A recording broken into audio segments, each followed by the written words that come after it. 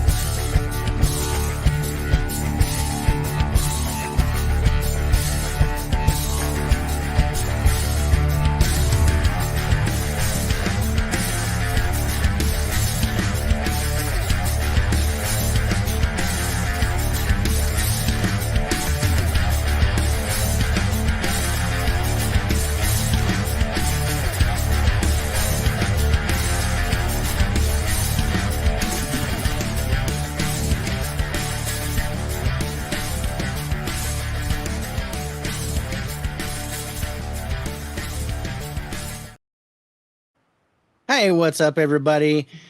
And welcome to our season finale of the Sesame Street Top 10. I am your host, David, aka the 4K Lowdown, and my co-host is Rich, aka TwitterFan77. How you doing, man? Oh man, I'm doing pretty good, brother. I know we just did our live last night for By the Numbers, episode 25. Wow, man, and I can't believe that's gone by so fast. And here we are with our season finale of the Sesame Street Top 10. But I should say top 24 because we actually took the last 12 tiles that we had left in the Scrabble bag. We picked one movie each and we scored them. We're going to break them down. And I got to tell you, there's some great scores and some awesome movies in this round. There was a lot of good movies in this. Yeah. It was a chore to get through 24 movies. And we did this, what, a month ago? Yeah. And it came down to the wire a little bit. I was like, oh man, how am I gonna get these watched? And some of them I ain't gonna lie, I went just off of memory. I just, hey, I seen this not too long ago. I remember it, Yeah. So I was like, okay, I'm gonna plug these in. Yeah, some of them I had to rewatch. Yeah, some I had to rewatch. It's been a few years. Some of them I was like, oh yeah, no, I just watched that recently, so I could take the score. And some were like, I've never seen it. So yeah, there was a couple that I'd never seen. I'm gonna have to go in there and do it. And but yeah, so we're gonna try to motor through. Yeah. But before we do, I want to make sure that we acknowledge Harrison because he jumped on, Harrison? Said what's up like 10 minutes before we started. So Harrison, thank you, brother. I really appreciate it. You, man. I'm looking forward to and dreading our high five. It's gonna take me 2 weeks to watch those movies. It's gonna take a while to get through it. Just that last one, it'll take me a long time to get through it. But I will do it, and we'll score them. It's gonna be a blast. So yeah, we've got we've got Harrison on the 27th of July. I'm excited for that. For his high five. That's gonna be a lot of fun. Let's say his theme for picking the 5 movies was no one else has done it. And it totally matches his channel. So, and that's what I like, Yeah, it made a lot of sense. Yeah. May not be our cup of tea, but I am glad that he picked these movies so that we are forced to watch them. Speaking of tea. Because there's no way I would watch these movies ever. Right. If no way for Harrison. I was like, there's no way I'm going to watch these movies. At least we got one of them out of the way already. We got one of them out of the way because that's actually in this countdown. Yeah. So yeah, so right off the bat, we're gonna get rid of there were 4 that were eliminated, and then we've got the top 20. So we're gonna whip through those as best we can until we get to the top 10. Then we'll go into a little bit more detail about our top 10. Yeah. To hopefully make this less of a marathon. We're gonna, I'm shooting for under 3 hours here, but we'll see. Right. Time will tell. We do 5 movies in an hour and a half. He says you got to eat your greens as well. If you don't eat your veggies, you don't get dessert. And I totally get that. All right. You ready? You ready to get started? Man. All right. Go. Okay. All right. Coming in at number 24. First one eliminated.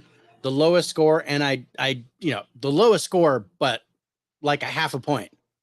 There's literally in the 24 movies, there's about 20 points that separate the last one from the first one. Really? So they're all within a point of each other. Oh, wow. That's crazy. That made it really interesting. And there were a few ties, but nothing that needed to be settled separately. So they were all able to be settled by our normal rules. And remember how we're doing this? It has to be movies that we haven't scored previously, movies that we both have access to. So you may notice that we may not have picked something that might have been your favorite for that letter, but that's probably because we've either already scored it or one of us doesn't have access to it. Right. And I like that. And we're going to continue to do this when we do the top 10s because it makes us think and it's not repetitive of the same. How many times can we say, watch Halloween, Right. Or Scream. Yeah. Or any, I can't believe we both did horror movies. Yeah, I know. Right. This was not planned, but it's awesome. And then, and then the other thing is because there's hundreds of thousands of movies out there, and we can't all review Terminator 2. Yeah, and we want to stand out. We 50 times. Terminator 2 stands out as our favorite, the number one 90s movie, and totally belongs there. But we don't need to talk about it again. Exactly. We're good. We've got that score, and there's no point. We want to bring in movies that may not have been reviewed, movies you may not have seen, and score those as well. So yeah, I'm really looking forward to this. I'm anxious to let you know how the scores turned out. Me too, because I don't know. David never tells me. I'm as surprised as you guys are with the number one. Yeah, this is I try to make this as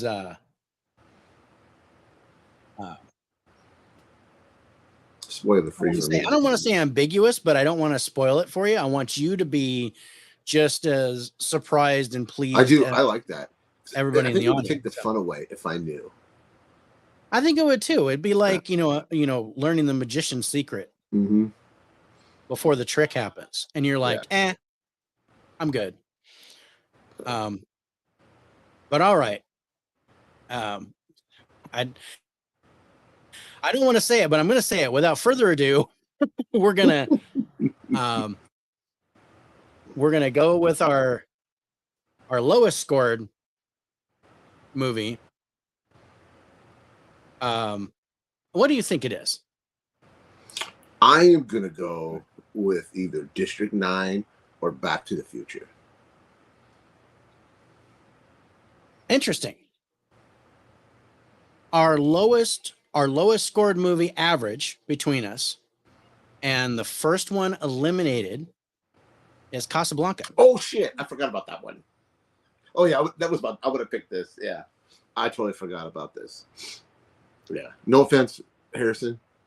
No offense, but I'll tell you, you're gonna be surprised at my score because I thought this was good, and for its time. I thought the script was really well done. The acting was magnificent. I'm pulling up I can't say a lot about the cinematography because it's black and white, and that really turns me off. Yeah, see, I love the cinematography on this, and the acting was top notch. I'm gonna tell you, this movie acting was better acting than two of the movies we talked about yesterday. Oh, easily. Down. Yeah, easily. Yeah, easily. So you gave, you actually gave 10s to acting, script, and cinematography. Yeah. I gave 10s to cast, acting, script, direction, and I think that's it. I gave a 9 to the wild card because for its time, it was one of the premier movies of that year, and it came out in 1942. So let's just quickly move through to our scores and check this out. You're gonna like this. IMDb gave this an 8.5. Rates it as one of the top 30 movies of all time. Rotten Tomatoes critics score 99%, audience score 95%. You gave it a 66, and I gave it an 82 for a total average score of 74, and it unfortunately gets eliminated. But by what we did last night and by the numbers, this would have been second place. Yeah. The only one that would have beat it was Take Care of Maya. Yeah. I'm sorry. No, Kandahar would have beat it too. Kandahar and Take Care of Maya. So this would have been third place. This movie isn't bad. It's just not for me. And that makes sense. That's totally fine. Yeah. I mean, I appreciate what it did and what it stands for. Hey, what's Sarah. Up? Thanks for jumping in. How you doing? Favorite horror t-shirts. Thanks. Oh, thank you. Thank you. Hey. Casablanca is a classic. What's up, Spicy? Yeah. Thank you for jumping in, Sarah. Yeah, really appreciate you. We appreciate everybody, man. We appreciate everybody for joining us for this. Our, I'm going to say series finale because we're done with the Sesame Street top 10 after this. So yeah, series finale. This is the last one, and then we're going to move to a whole other theme for our top 10 list for the upcoming season, which is going to be. I'm excited. Me too. That we're gonna talk about that at the end of this to kind of lead us into when we come back. All right, coming in at number 23, second one eliminated from the countdown. Sorry, bro, this is one of yours. It's Risky Business. I get it. This is not Tom Cruise's best. This is not a well-made movie. It definitely has its niche. In what it's about. I personally don't care for this film. But I can see it. I'm glad you're good. But I can see it. I'm glad you picked it because I haven't seen it in a long time. Yeah. I watched it again, and I got to say I rolled my eyes a few times, and I was like, okay, whatever, right? I mean, this is young Tom Cruise trying to find, he wasn't what he is now at this time. What is this, like his third or fourth movie? This is easily one of his early ones. Yeah, his third or fourth movie, I think. I don't count Legend because he was a kid in that. Oh, yeah. I mean, this was actually like I think this was a year before Top Gun. Oh, was it really? He just looked so much it was younger. Like 83. And Top Gun was 84. Well, I thought Top Gun was in 87. I don't know why. Now I got to double check that. Because I could be totally tucking out my ass, but I don't think so. For some reason, I was thinking 87. But I'm usually wrong. Risky Business, 83. Ha, ha, ha. What year's Top Gun? Top Gun 86. So I did get Top Gun wrong. Me too. But I was right about Risky Business. Yeah. Never seen Legend. Is it worth checking out? You know what? It's good. I've got the Arrow Blu-ray. I've got the Arrow Blu-ray of it, and it's very much a fantasy film. But Tim Curry does a masterful job. Yeah. In his role, and the makeup and scenes are really good. Costumes. Nice. But yeah, I did like it. It's kind of a cool story with the whole, Mia Sara is at her beautiful best from Ferris Bueller. She did this. Yeah. So yeah, but yeah, Legend is definitely worth checking out if you like fantasy movies. I think it's definitely worth watching. All right. So let's quickly look at our highlights for Risky Business. We both gave 10s for the cast, and that's it. 9s for the music. The music is really good here. You actually gave a 9 to the story, and I threw an 8 for the story and a couple of 7s here and there. All in all, not great, but not bad. Good average scores or good solid scores all the way through. Yeah. So to close out number 23, Risky Business, IMDb gave it a 6.8. Rotten Tomatoes critics score 92%. Audience score 73%. You gave this a 76, and I gave it a 73 for a total average score of 74.5. See, we're not far off of each other. No, we were pretty close here.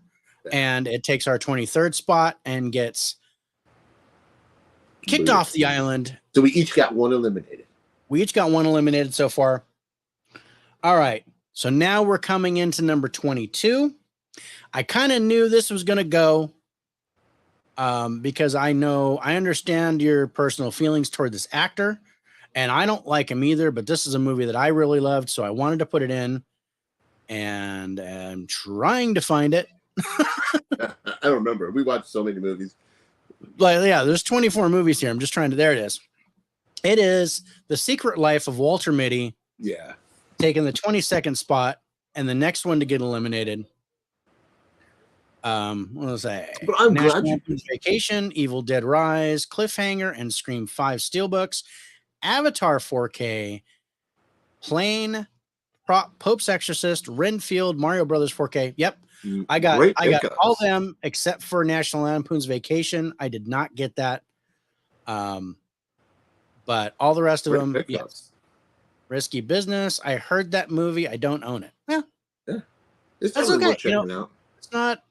Yeah, it's not a bad movie. It's worth checking out. But I mean, considering the gems that we have in this countdown, it's just unfortunately was eliminated. Yeah. As is The Secret Life of Walter Mitty. And I'm sorry. Go ahead, bro.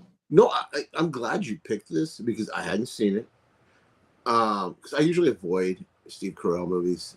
I'm not a fan. Ben Stiller. Oh, I said Steve Carell, didn't I? Yeah. Ben Stiller, yeah. Ben Stiller, I'm not a fan of Ben Stiller. He's a one-trick pony. Yeah. So I would have never gone on my way to watch this. Just like with Casablanca. Would have never went on my way to watch this. Right. But there is things I like in this movie. So like the cinematography. Yeah. I thought that was great. Especially when it transitioned to, I want to call it like a postcard scene. Postcard scenes. You know how they did the weird things? Yeah. I really dug that. Yeah.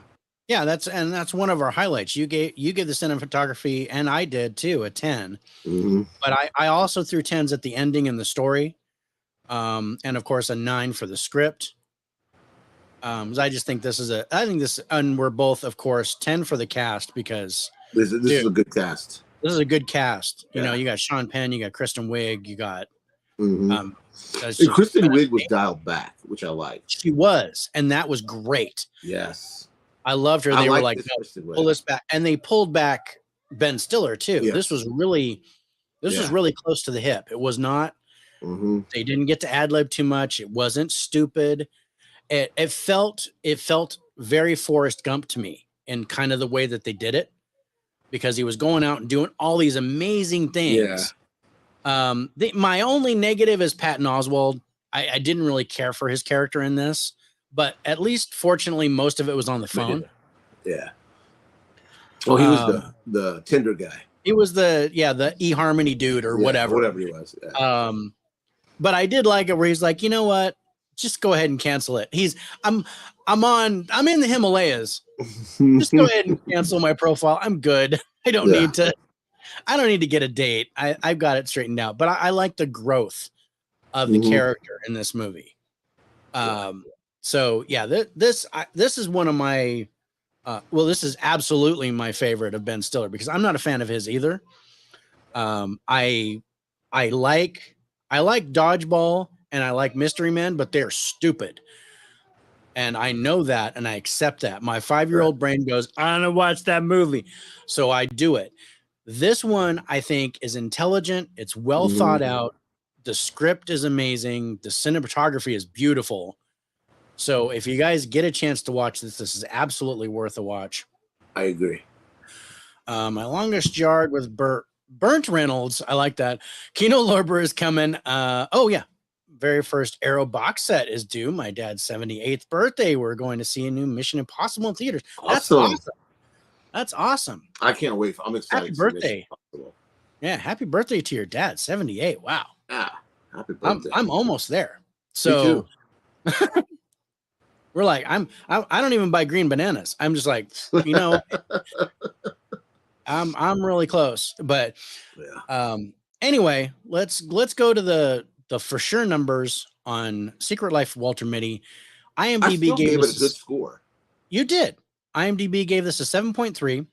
Rotten Tomatoes critics score 52%. They kind of shit on it a little bit, but I don't think they like Ben Stiller either.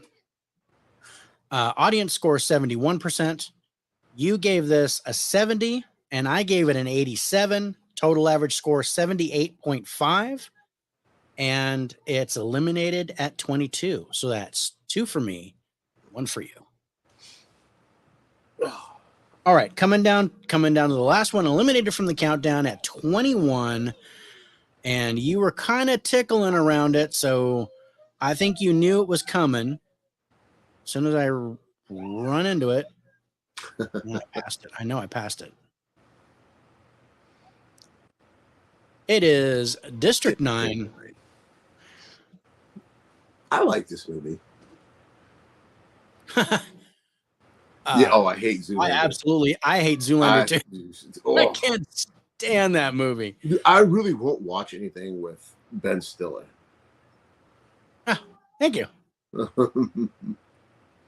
I have to celebrate. I celebrate my birthday. I just had a birthday, so my birthday until September. Yeah, but thank you for the early birthday. Yeah, I had mine late May, so I'm going to take an early birthday for next year. So thank you. Anyway, District 9. And this, I like this movie. And like I said, it's just unfortunate. It's from 2009. It's unfortunate that that there's just so many really good movies in this countdown that these guys just had to be eliminated. But some of our highlights for District 9, definitely, I know cinematography was one. We both gave 10s to the cinematography. We both gave 10s to the wild card because really good sci-fi movie. Yeah. You gave a 10 to the plot, and I gave a 9. The trailer for this. The trailer for this is really good. And then, we pumped some 9s and 8s for like ending, story, script, acting. I mean, it's a solid movie across the board. It is. Only thing it lacks is in cast. Just, I know Charlito Copley, and then other than that, there's not a whole lot of people that I know. But this is a fantastic movie. It is. And it's definitely worth a watch. If you guys haven't seen it, definitely check this out. But let's go. Do you have the 4K of it? No, I have the Blu-ray Steelbook. That's the one I have. The pop art one from. Yeah, the pop art one. Yeah, that's the one I have too. Yeah. I was just curious. All right, let's go to the final scores. I would get a 4K of this. Yeah, they have a nice steelbook for it. It's that sign right there, actually. Cool. Yeah, I think so. I think it's just the sign, right? Yeah, I thought so. Yeah. I think I've seen that. But all right. So IMDb gave District 9 a 7.9. Rotten Tomatoes critics score 90%. Audience score 82%. You gave this a 78, and I gave it an 80. Total average score 79, and it is the last one eliminated at number 21. Yeah. But that doesn't mean it's not a good movie. No. It's definitely worth watching. Oh, yeah. All right, we got 20 movies left, man. We got 20 movies left. Let's get cracking with the countdown. Coming in at number 20 is The Gentleman. Yeah, Guy Ritchie, man. Guy Ritchie, in all his glory. And like I said, this movie, I didn't care for the first half too much. It was okay. The second half is fantastic. Yeah. But what sets this apart for me is the cast. I think I'd give the cast a 20 if I could. It was There's so many people in this movie. It is just crazy. Yeah. Some of our highlights here, basically, we both gave 10s to the same places, to cast and to ending. Mm-hmm. And then we've smattered some 8s and 9s for acting and script and story and stuff like that. But to me, the real standout in this movie is Hugh Grant. Yeah, I can see that. Mm-hmm. Because I'm not a fan, and I like him in this. Yeah. Yeah, I really like Colin Farrell's character in this. Yeah. And for the same reason, I'm normally not a Colin Farrell fan, but I like there's one scene where he's in that donut shop or whatever, and these kids come in and try to stick him up, and he's like, "What's wrong with you guys? You're not doing this right." And then he embarrasses them. Yeah. And you get to hear his true Irish accent. Yeah. The way he talks normally, and you don't get a whole lot. Spicy says, I saw For Destiny in the theaters, enjoyed it, but thought it was going to be something much more than what it was. Yeah. Okay. I remember that when it came out. Yeah. People thought it was going to be something else. And yeah. Everything y'all have, I got in my Blu-ray collection. Awesome. What you eating over there, man? You're making me hungry. I'm snacking on my dinner. No, I made a mushroom risotto and paired it up with a mozzarella, artichoke, and garlic sausage. Nice. So yeah, turned out really good. It smells great. What's that? I just made brats for supper. That's all I did. I was lazy today. That's okay. Brats are good. I like brats. All right. So let's go to the final numbers for the gentleman. IMDb gave this a 7.8. Rotten Tomatoes critics score 75. Audience score 84. You gave this a 77, and I gave it an 82 for a total average score of 79.5. And it's number 20 on our countdown.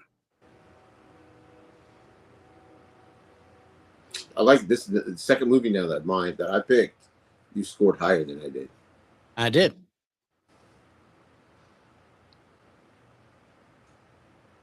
All right. Coming in at number 19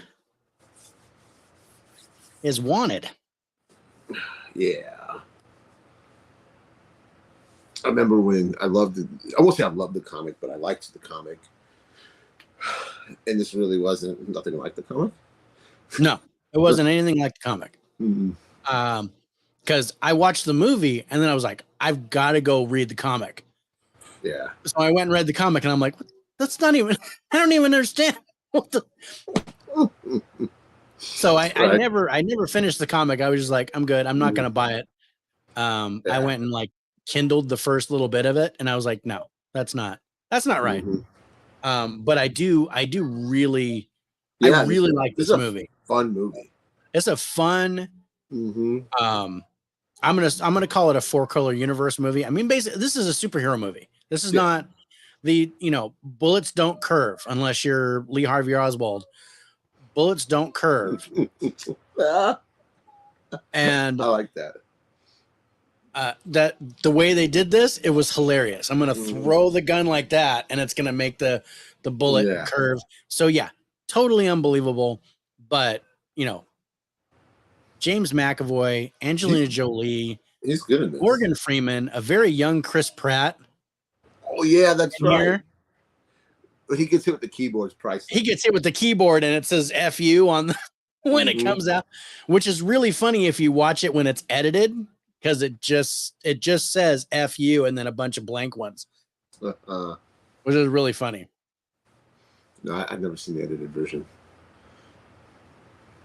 Yeah. Yep. We're both still subscribed to your channel. Mm-hmm. All right. So let's, talking about our highlights. Speaking of which, cast, we were both at a 10. And for plot, we were both at a 10. It's got an amazing trailer. It does. I also threw a 10 at the cinematography because I really liked how it was shot, especially with like watching the bullet travel and stuff.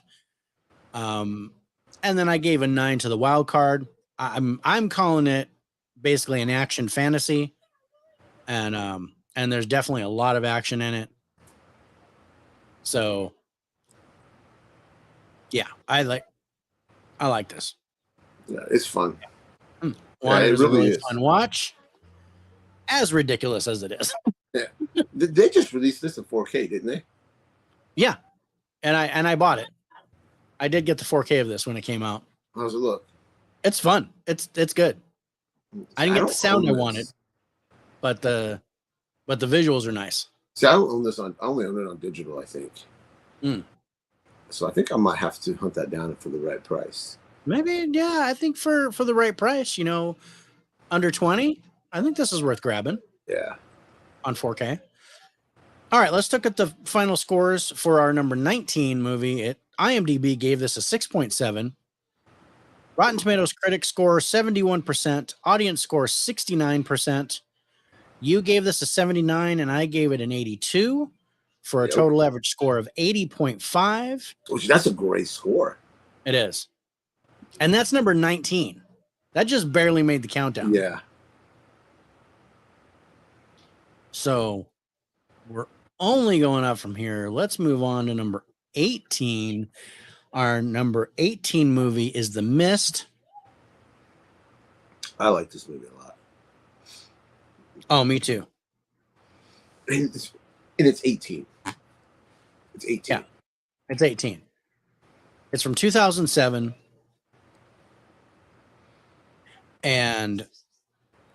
But yeah, this is one thing I think my favorite part about this is that the ending of the movie is nothing like the book.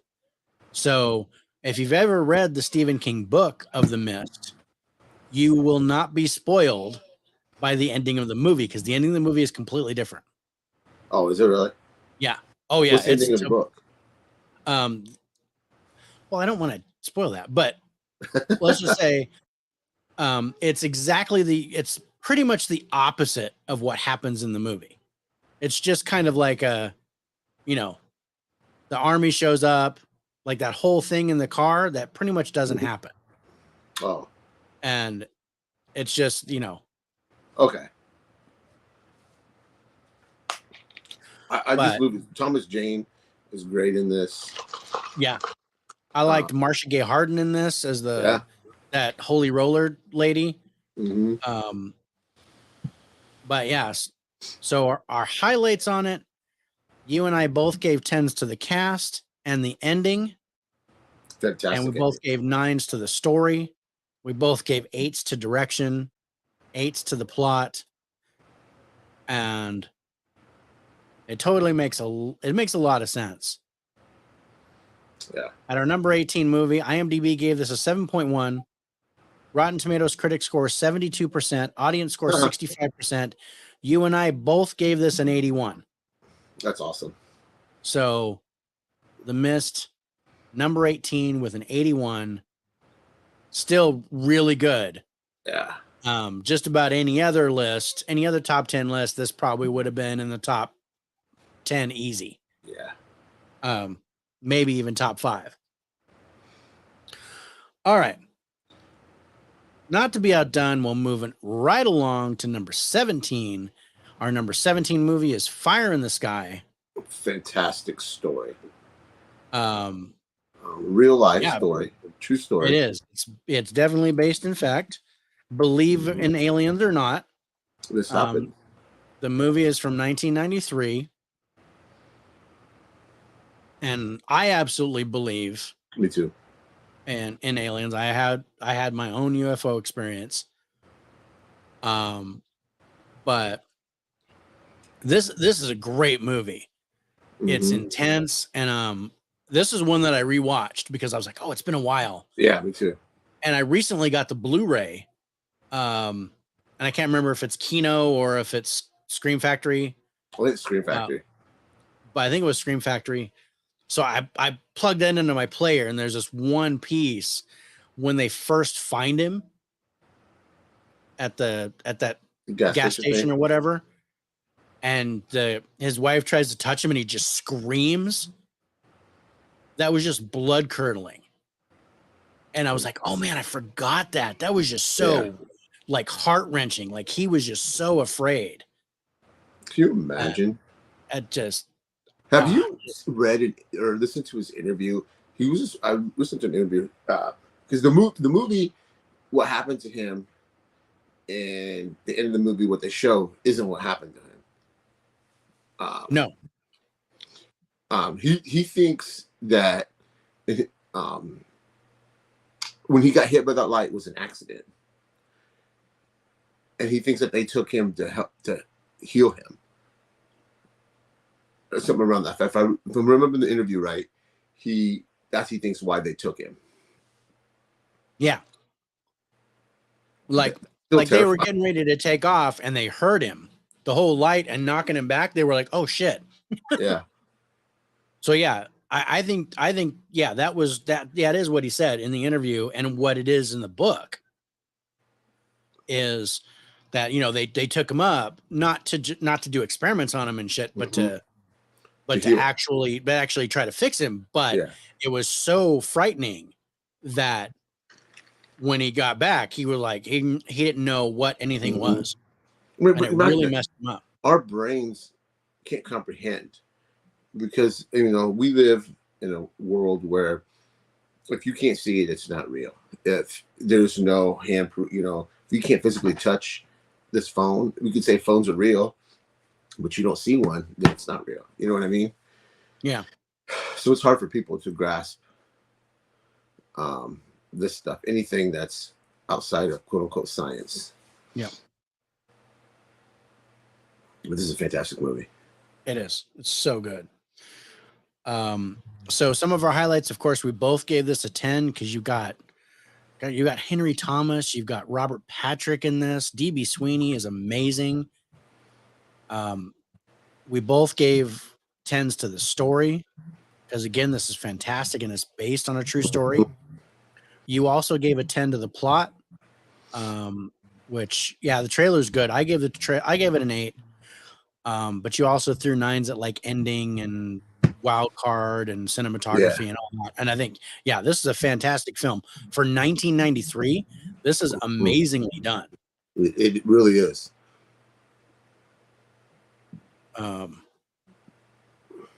David and Rich, Fire in the Sky is actually Shout Factory. Okay, yeah. Shout Factory, Scream Factory, same company.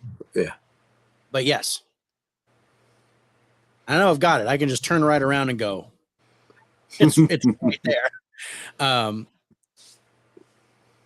Need to check out Fire in the Sky. It sounds right up my alley. Yes, you do. Oh, dude. Yeah. It's a slow burn, but oh man, the way the town turns on them. And can you imagine being those dudes? They're like, hey, they spent their whole lives in that town, and then all of a sudden, just in a moment's notice, all of a sudden it's like, no, you killed him. Yeah, and they were getting ready to arrest him, I think. Yeah. Oh yeah. They were, they did the lie detector test and stuff like that. And James Garner, may he rest. He's in here as the detective who doesn't believe a word that they said. Yeah. Yeah. June 21st of last year. Yeah. I remember getting it. So yeah, I have it. I'm about to grab it, Sarah. We stopped talking about it. But yeah, so yeah, let's go to our final numbers on it. IMDb gave this a 6.5. Rotten Tomatoes critics score 48%. Audience score 57%. I'm a little disappointed in those numbers from Rotten Tomatoes. You gave this an 83, and I gave it an 80 for a total average score of 81.5, and it's number 17 on our list. Yeah. All right. Moving right along to number 16 because we got to get cooking. Number 16 is 13 Assassins. Yeah. I kind of knew this would be a little lower. I was going to go with 1918 as my number. And I knew that would score well. But I know you haven't seen this. No. So I wanted to pick it. I wanted you to watch this. I liked it for the most part. Yeah. Will I watch it again? No. No, probably not. No. I will. I've seen this so many times. I want a 4K of this. I bet you it would look good. Yeah. Oh, so that was so good. Yeah. But you still threw some tens at it. I did. Because I appreciate, again, what this art, because all movies are art. I don't care what anybody says. Whether it's shitty art, great art, like, let's say 1918, because that's great art. It is. I appreciate what they did here. Mm-hmm. And I'm not gonna, just because it wasn't really my cup of tea, I wasn't gonna not give it a good score. Right. And I know there's stuff that I don't like in movies, but I'll still give it a good score. I mean, like Casablanca, I didn't really care for it, but I can see it for what it's worth, and that's why I gave it the score that I did. Likewise, I'm going to do that when Harrison makes me watch Sound of Music. Oh shit! I'm going to throw up in my mouth. I'm almost guaranteeing it, but I will give it a good score. I know it's a fantastic movie and people love it and it's one of the best musicals ever. But I will give it a good score because it deserves a good score. But I will retch when I do it. Yeah.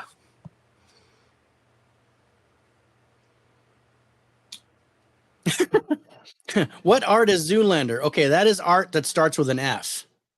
We're just going to leave it at that. But it's somebody's unsubbing. Harrison is unsubbing now. Really, Harrison? We still love you, Harrison. We still love you. You did that on purpose, and you know it. He did. You told me. You said, I know you don't like black and white movies or musicals, so I did both. And I'm like, you bastard.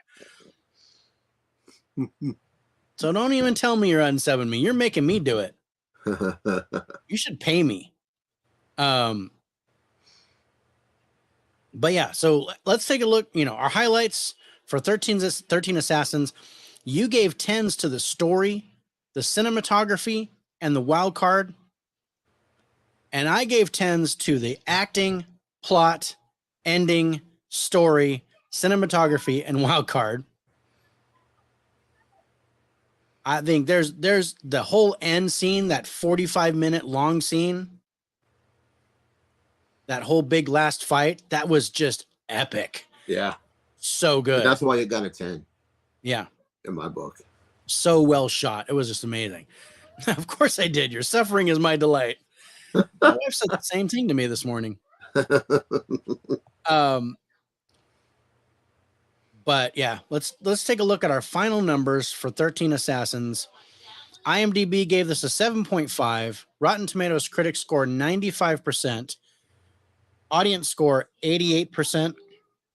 Rich, you gave this a 77, and I gave it an 87. Total average score 82. And again, another great score. You weren't kidding, man, with these scores. Yeah. So, yeah, our top 5 movies are all above 90. Oh wow! For the average. That's nuts. So. And I really got to say, we probably have 90s all the way down to number 8. What? One of us at least gives a 90 down to number 8. But I mean, average score 90 or above for the top 5. That's how good these movies are. Yeah.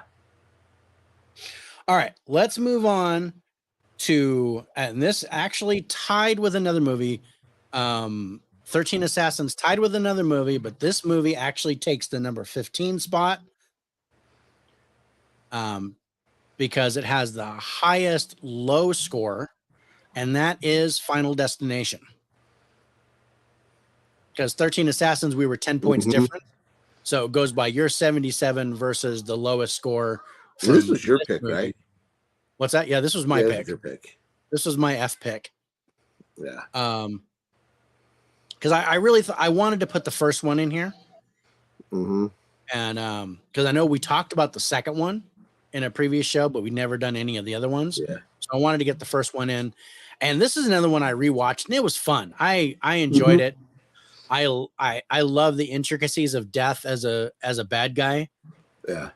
And how they did the scenes with the crazy Rube Goldberg death scenes, as I'm going to call them, where they make a series of shit happen, and then the ladder falls on your head and kills you, or you get struck by lightning.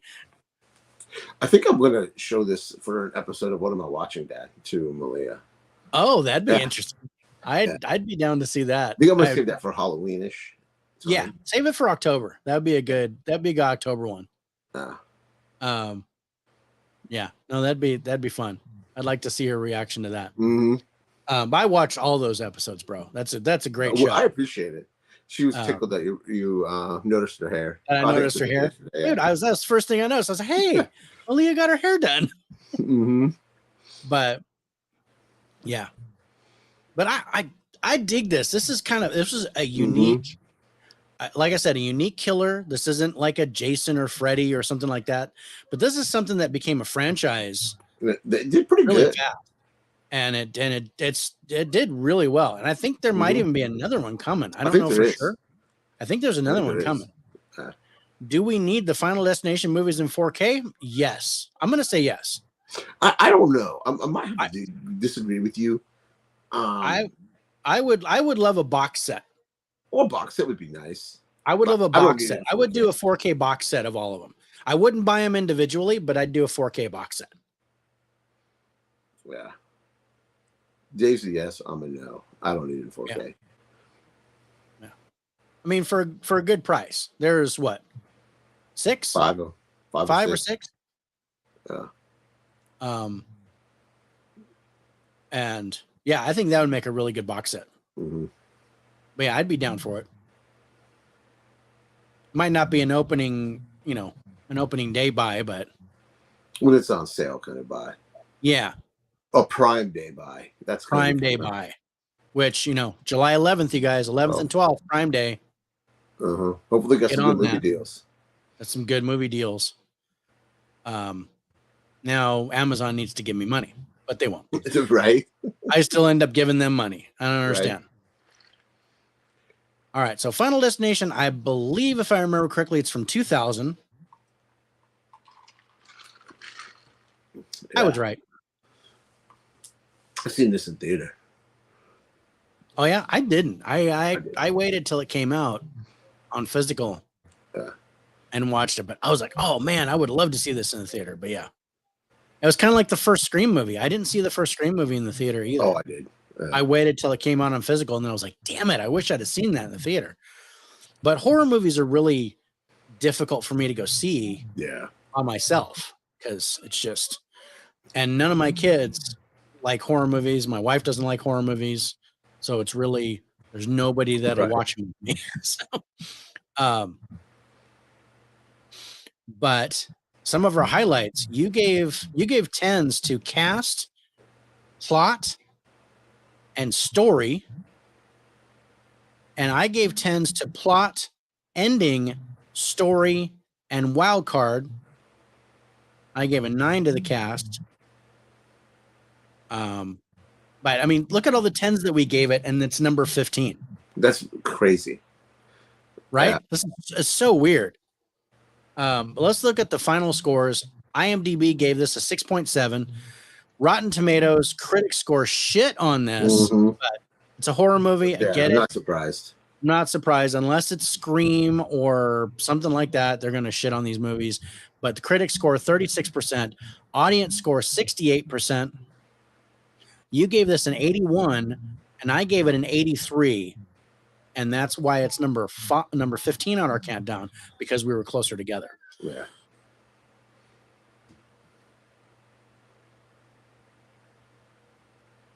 All right.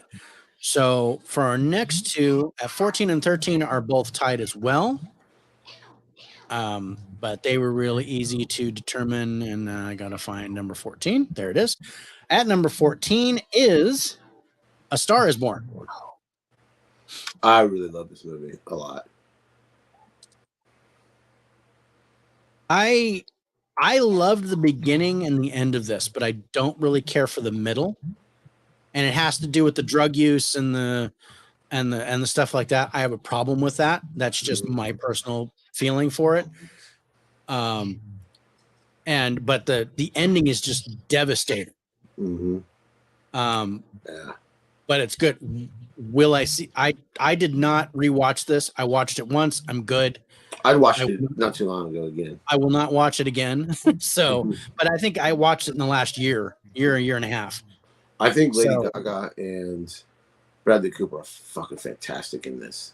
Yeah. And she's a great actress. She's good. She's great in the House of Gucci. I don't know if you've seen that with Adam Driver and her. I really liked that movie. But yeah, this is a good movie in my opinion. Yeah. Love the soundtrack. Yeah. I'm not a fan of that Shallow song. I know it got nominated for an Oscar and stuff. And I think it's because I can actually sing it and it sounds decent, and I can't sing worth a shit. So, and I'm like, when I'm singing it, and I'm like, hey, and then my daughter was like, hey, you kind of sound like Bradley Cooper, and I'm like, oh crap, this is a crappy song. The song blows. But some of our highlights here, you gave 10s to cast, acting, ending, story, and music. I gave 110, and that was to script because I thought it was amazingly written. And my favorite, I think Sam Elliott stole the show here. Oh, he's great in this too. Sam Elliott is so good as the brother. He is amazing. And Chris Tucker's good in this too for his little piece. Yeah, okay.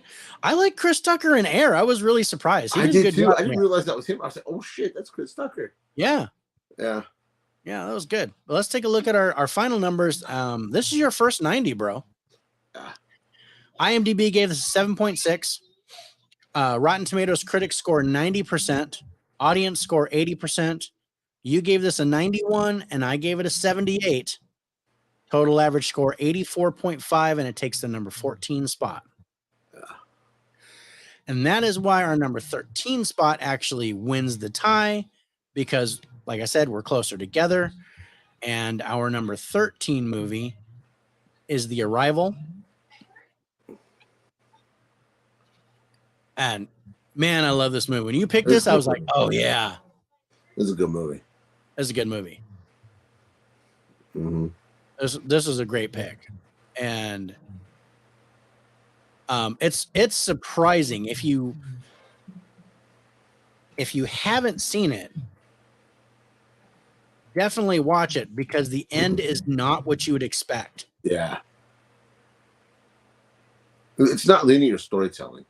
No, it is and that's a perfect way to word it. It is definitely not linear. Mm-hmm. That's what makes a movie work too. Yeah, but it's fantastic. I mean, you're thinking you're playing it in your head, and then all of a sudden you're like, oh wow, none of that makes sense. It's totally different than how the movie goes, and it's just really impressive. This is one that I watched it and I went back and I watched it immediately again. Oh, really? Yeah, because I was like, oh, now I want to go back.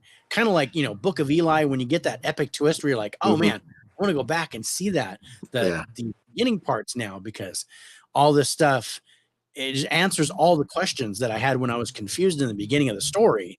All that was answered at the end, and then you go back and watch it with all the knowledge. Yeah. So really good. But yeah, some of our highlights for The Arrival, you gave 10s for plot, story, direction, and wild card.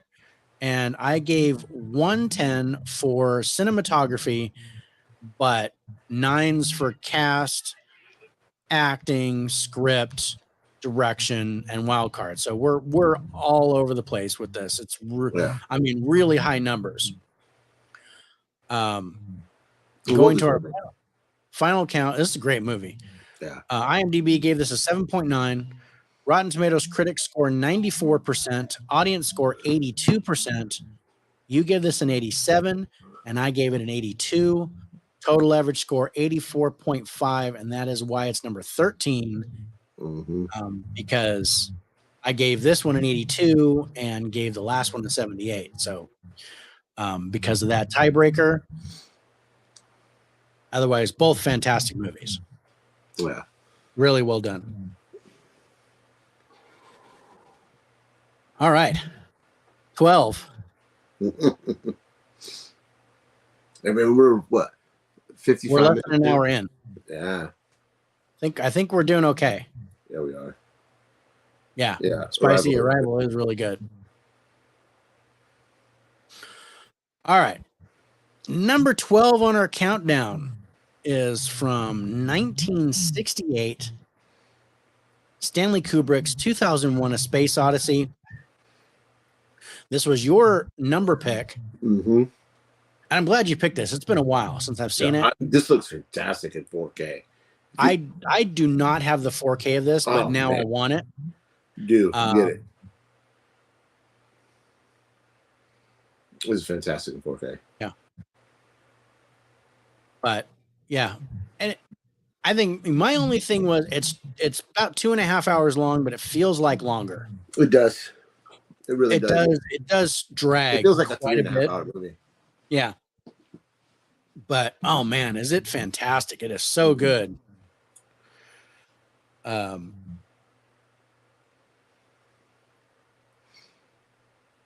It's just one of those that you have to see once. I don't know if it's more than a one-time watch unless you're a fan of the genre.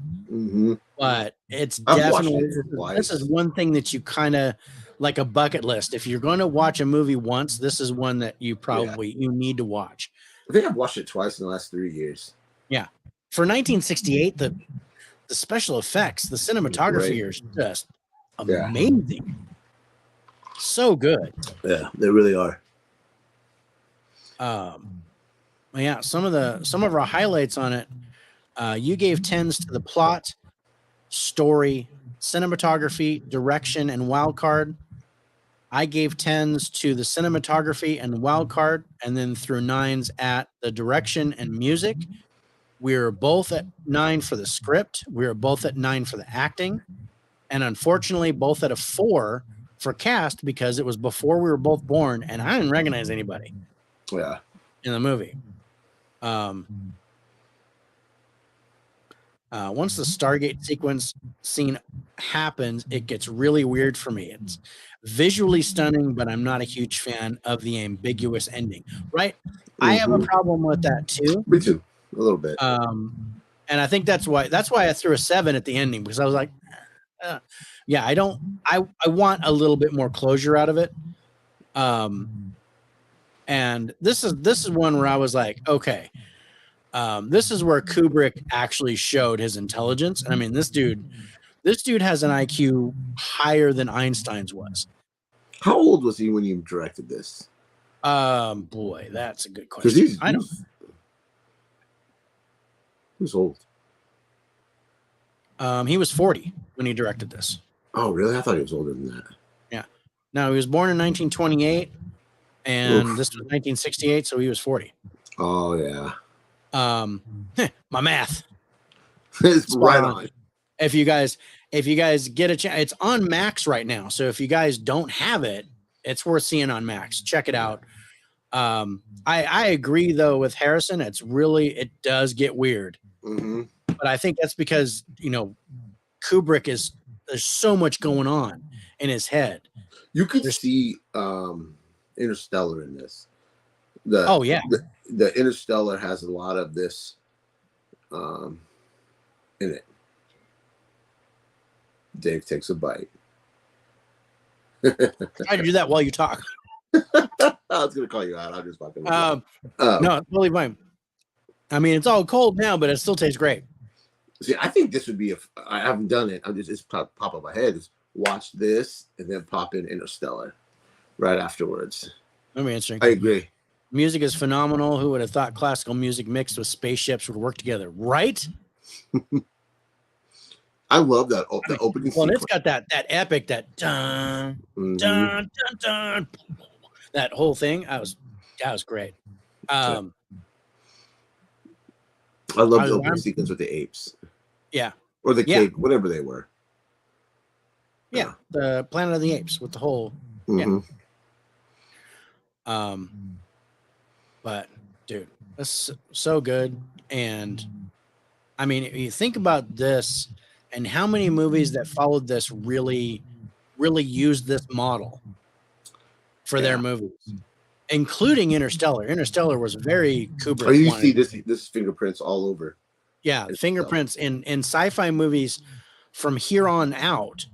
There, you got little essence like Cheeto dust of Kubrick of 2001: A Space Odyssey. Yeah. Not that Rich doesn't like Cheetos, but I just I like to touch it. I don't want to. Yeah, he likes to eat it with a spoon. That's right. Crushes it, eats it with a spoon. But it's like Cheeto dust.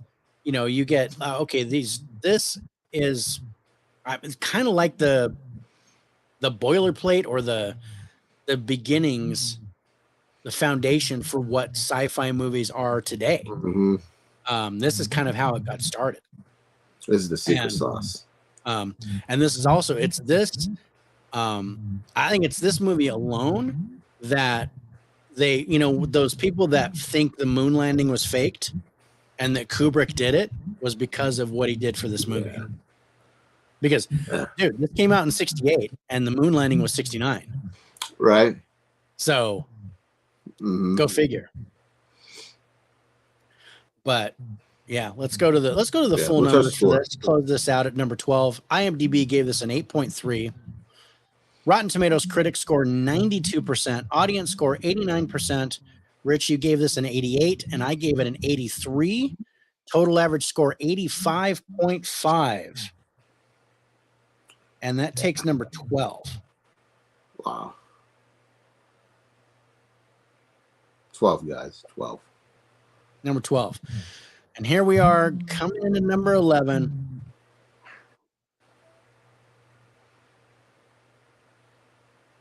And I'm looking for the pictures. I got like the suspense. I got like 50 pictures in here. Oh yeah. Coming in at number 11 and just missing the top 10 is Back to the Future. Yeah. Hot take. I'm not a big fan of this movie. I mean, I appreciate what it is. Solaris is another great film that's like this one. Solaris, yeah. I agree with that. There's a lot of things. I think Sunshine is a lot like this. There's a lot of these where just the spaceship just flying really slow in space and you're doing stuff. The Martian has elements of this. I think there's a lot of, like I said, there's a lot of elements of movies today that kind of reference back to this movie, to 2001. But we're moving on with number 11, Back to the Future. Now this, dude, this is one of my favorite movies of all time. And I totally get it. Okay for me. Yeah, no, it's totally fine. I appreciate what it does and what it is. I mean, I don't hate it like I hate Princess Bride, but no, I mean, you gave it a good score. I did. I appreciate this movie. Yeah, you gave it a good score, bro. And Robert Zemeckis. I mean, I'm totally. For a while there, I am all in on this. Robert Zemeckis films. Yeah, I am all in on this. The soundtrack, the cast, just so much fun. And then our highlights are pretty much the same. We actually both gave 10s for cast, plot, and story. And then I threw in a 10 for the wild card and a 9 for the music because I really like the music. A 9 for the script, and we both gave a 9 to the ending. Which I'd have been perfectly fine if this would have been a one and done. Yeah. But I did enjoy the other two. I dig it. Please don't ever remake this movie. Yeah. That'd fuck it up even more. Ever. You guys would totally mess it up. There is nobody that could do this like Michael J. Fox. Even though Eric Stoltz, he was actually slotted to do it, and I would have loved. And there was that movie we talked about. And for the life of me, I'm drawing a blank. The Flash? It was Flash. That's right. I was like, I know I just watched it recently, but yeah, in Flash, they brought up Eric Stoltz, and there's footage of Eric Stoltz on set filming. Yeah. They could have done, which would have been really cool because they make him watch Back to the Future with Eric Stoltz, and I think that would have been hilarious. Yeah. Instead of just a tattoo on the calf, but we're not talking about Flash. We're talking about Back to the Future. Let's go to our final scores to round out our bottom 10, 11 to 20. IMDb gives us an 8.5. Again, this is one of their highest rated movies of all time. Rotten Tomatoes critics score 97%. Audience score 94%. You gave this an 82, and this is my first 90 out of 90.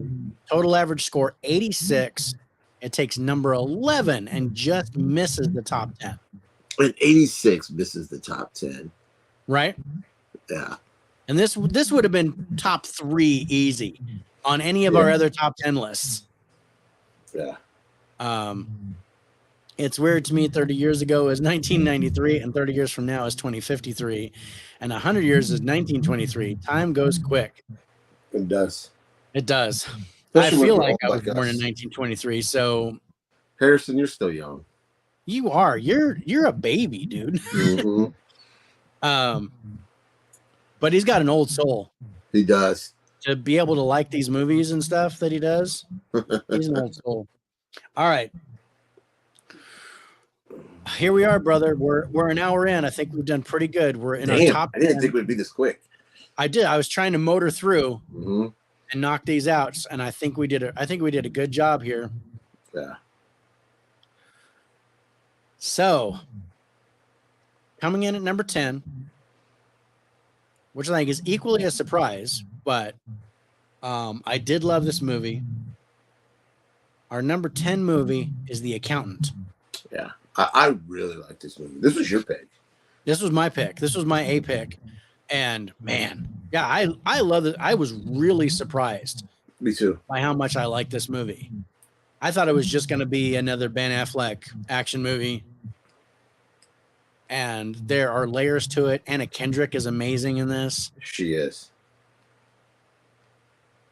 I absolutely dug it. Everything, the girl on the box that schedules the things for him, and who she is, and the whole story, the whole background behind it, the father and the brother.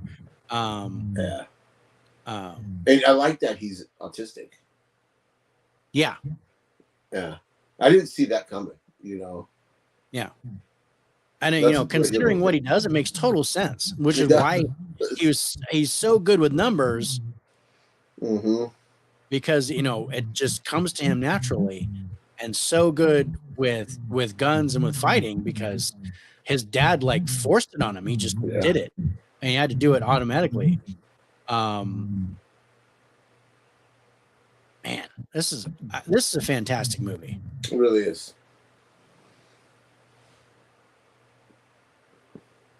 And I was really, I was surprised it made the top 10, but I was also happy it made sense considering, there's so many great movies in here. But yeah, I didn't expect this to make the top 10. I figured this between 11 and 15. Yeah. I see what you're saying. But I love the in-house fight scene. I really like that. Yeah. Totally. I like that. Oh yeah, J.K. Simmons. I like his character in this movie. John Bernthal. I think John Bernthal as the brother. I thought he was amazing. John Lithgow as the douchebag owner of the company. Yeah. This is good. If you guys haven't seen it, this is a fantastic one. I think it's on Max too. I do believe you are correct. I have the 4K and the 4K. I have the 4K and the Blu-ray. Yeah, I have the Blu-ray also. But yeah, I watched the 4K and it was just fantastic. It's on Prime. So I know I've seen it somewhere. Yeah, this is on Amazon Prime. So if you guys are Prime members, you can watch this. But man, top 10. I gotta do the money that it's made. So it's from 2016. It made the budget on it was $40 million. Made $152.9 million in the box office and $20.7 million in video sales. So it made its money. So it made its money. It did really well. I even think they talked about doing a sequel to this at one point. If I remember hearing right, there was the idea of doing a sequel. I would be so down for it. Yeah, I think it's good as a one and done, but I'd throw my money at it if they did. If they did a sequel and it was Ben Affleck, yeah, you'd have to have Ben Affleck come back. It'd have to be, and you'd have to be John Barenthal. You'd have to bring them both back. Have them work together, or have something happen that kills the brother, and Ben Affleck's got to go get him. Yeah. I'd be cool with that. That'd be great. I'd hate John Barenthal to die in the movie, but it'd be a good trigger for Ben Affleck's character to lose his shit and just go after him. Definitely. Yeah. But yeah, let's go to our final number. Oh no, highlights. Let's do highlights. Oh, yeah, highlights. Man, even though this was my pick, I think you scored higher on this. Yeah, I like this movie a lot. So I'm a Ben Affleck fan, so I'm predisposed to liking. No, me too. I like Ben Affleck. A lot of people don't. They think he's a one-trick pony. I don't believe that. But I've seen some stuff. I've seen him do some stuff where I'm like, hey, range. No, he's got range. I mean, he's not Mariah Carey as far as acting goes, but I still think he's the best Batman. I'll fight anybody. I'm still Michael Keaton's still my guy, but I do like Batfleck. I don't have a problem with him as Batman. He's definitely top 3 for me. Yeah. Okay, so your highlights, you gave 10s to cast, acting, plot, I love you too. ending, story, and wild card. Sorry, Malia popped in. What? She popped in the video? No, she came out of her room. She told me okay. good night, sweet dreams, and I did. Oh, okay. Night. Love your hair. Oh, he actually probably didn't hear you. Anyway, I gave 10s to the cast and the wild card, but I gave 9s to direction, script, and ending. Who directed this? I almost said Zemeckis, but it's not. It's Gavin O'Connor. I'm not familiar with him. I'm not familiar with him either. We've probably seen his stuff before. Just didn't realize he directed it. He looks familiar. I've seen him before. He did Pride and Glory. He did Warrior. Oh, I love that movie. Oh, see? That makes total sense. Mm-hmm. That makes total sense considering how Warrior was filmed and how this was filmed. Total sense. Yeah. Yeah. And I really like the Ballad of Solomon Grundy when he's trying to calm down. Yeah. How he's reciting the Ballad of Solomon Grundy. That was really cool. All right. Final scores on our number 10 movie, The Accountant, are IMDb giving it a 7.3. Rotten Tomatoes critics score 52%. You bastards. Yeah. Audience score 76%. You gave this an 88, and I gave it an 85. Total average score 86.5, and it makes our number 10. Yeah. That's still below 86, and it's number 10. Yeah, 86.5, and it's number 10. Because wasn't there a countdown where we didn't get above like 85? Yeah. One? Yeah, there wasn't a. Yeah, there was one letter, and I think it was probably the Q and Z one. Hey, he said nice hair. Oh, Melissa, thank you.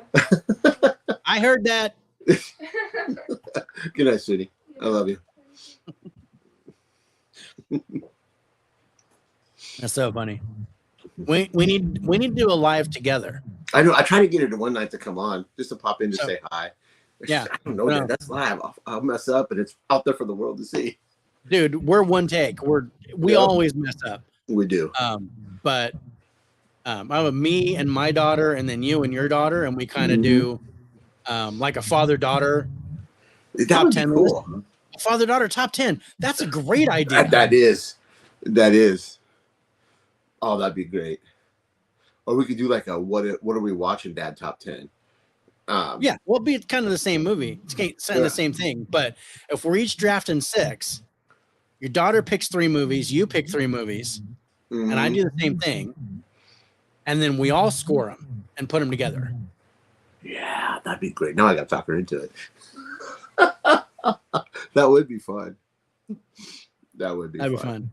And then, I know my daughter's like, I'll be on it. She like wants to be on live anyway, so she's down. But she has a great personality for it. Yeah, she does. She's better personality than me. And she looks like her mom, which means she's way more attractive. But yeah. But I mean, my daughter's 27, so it's not. Yeah, my daughter's 11. Yeah. Well, she's 11 going on 17. She acts like they're all like that. Once they hit 10, they're more mature than us anyway. Mm-hmm. Yeah, that ain't no shit. Yeah. All right, let's go to our number 9. And I was really surprised this was number 9 because this movie is fantastic. King Richard. I love this movie. This is such a great movie, you guys. It is. And this actually won for the Lowdown Awards. It was our favorite drama of the year. Won an Oscar for last year. It won an Oscar. Thankfully, it was before the Oscar smack by Will Smith. It was before he was blackballed. Because this movie's great, well deserved of all the honor. Fantastic. The girls, I do not like the Williams sisters, but the girls that play them in this movie are great. Yeah.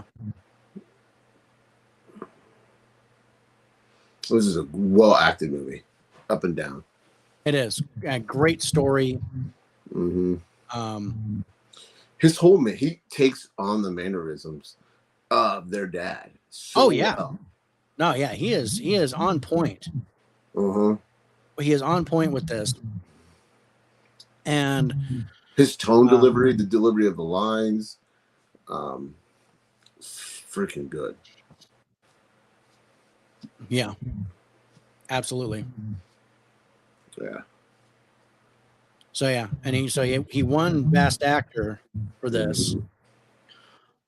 And this was, and because it was in our Lowdown Awards for last year because it came out on physical release in 2022, but the movie is from 2021. In the box office, it made just under $38 million and made a little bit over $1 million in video sales. The budget on it was $50 million, so it did not make its money back. And I'm not really surprised by that. This is not something that plays well in the theater. Yeah, for general audiences. Yeah, this is something that, but because it's a biopic, it's based on a true story, and it's almost a shoo-in for an Oscar somewhere. So, it definitely made its mark there, and yeah, it's a fantastic movie.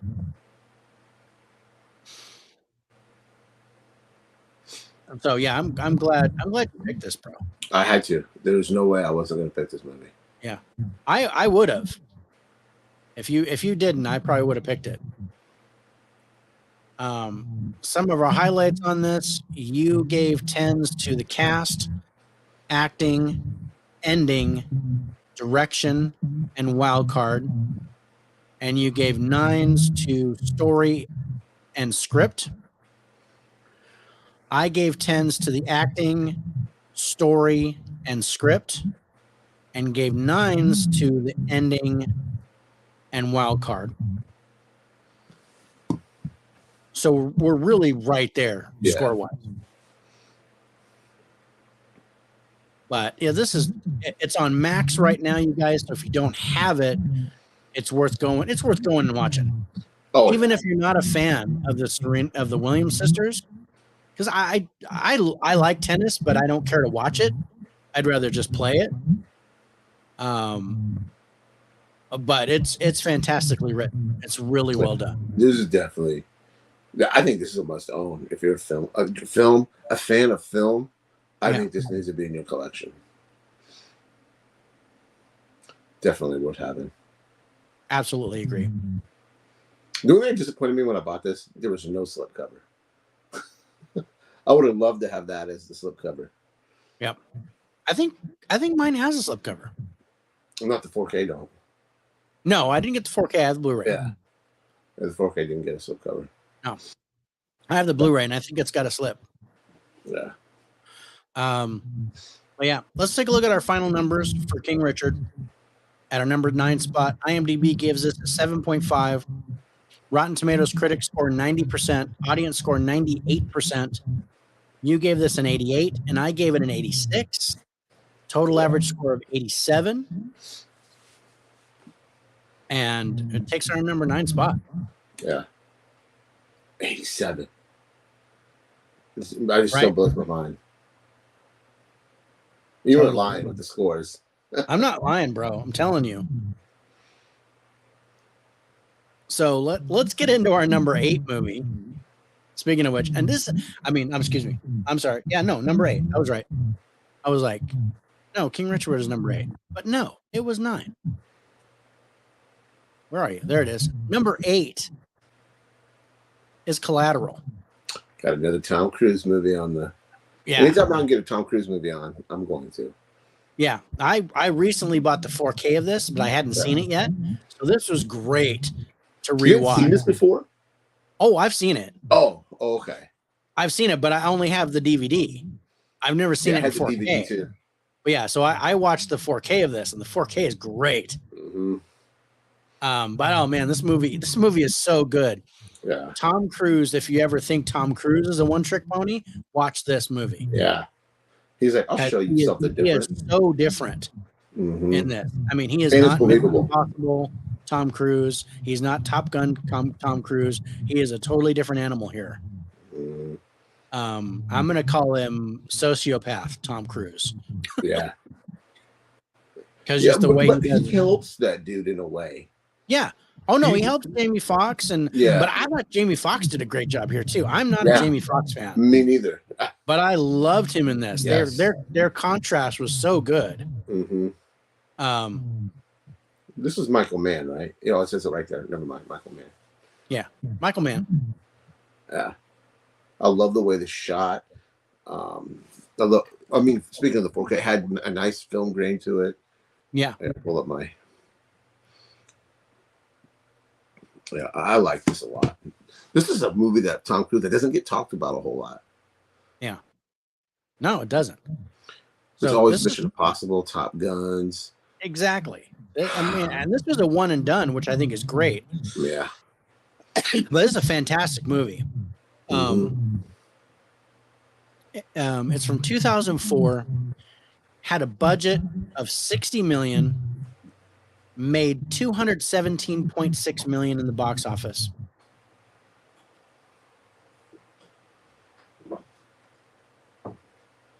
And oh man, this was like I said, this was a great rewatch, bro. I was I was trying to think. I think I've seen this in the theater. I think I didn't. I didn't. I did. I didn't even touch it until I bought it on DVD. You see, I had it on DVD. Didn't it come? The DVD come in a clear. The case is clear with the slip. Yeah. Yeah. That's the one I had. Yeah. I think I did see this in the theater. But yeah, this is so good. And I love that Tom Cruise had gray hair in this. Yeah. I don't think he would do a movie now with gray hair. There's just no way. I think the closest he'd get would be Interview the Vampire with blonde hair. That's the closest you're going to get him to put. Mm-hmm. I think this is why I really like this movie, in Interview with the Vampire, because Tom Cruise, it's not your It's not your typical Tom Cruise. He totally seems out of his element. Yeah. But he fits so well. He made it work really well. Like his job as Lestat in Interview with the Vampire. People were up in arms about him being Lestat. But when I watched it, I was like, dude, he did a good job. He did. And I love those books.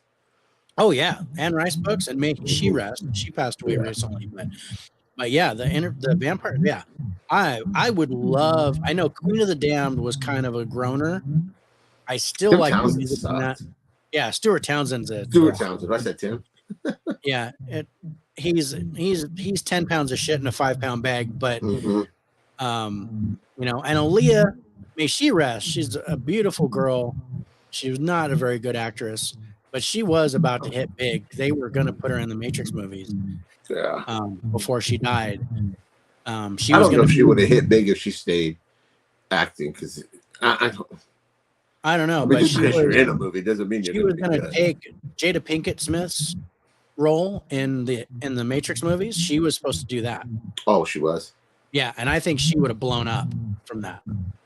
Well, yeah, maybe. Yeah, I can see that. But yeah, no, she was great artist. Yeah, but not an incredible actress. No. But a great person. Really, really sorry to see her when I heard that she passed away. But anyway, we're talking about Collateral. And like I said, this is one of my favorite rewatches of all the movies we did. I mean, right up there, top 3. There's one other one, and it's a Mel Gibson one that I absolutely love rewatching. Yeah. Yeah, no, I get that. Yeah. I loved rewatching that. And the Denzel Washington one too. There's 3 on this list that I really loved rewatching. Yeah, same here. There were those 3 were my favorite rewatches. But yeah, let's take a look at some of our highlights. Let me pull mine back up. You gave 10s for cast, acting, plot, cinematography, and then 9s to ending and script. I gave 10s to cast and acting, and 9s to ending, script, cinematography, and wild card.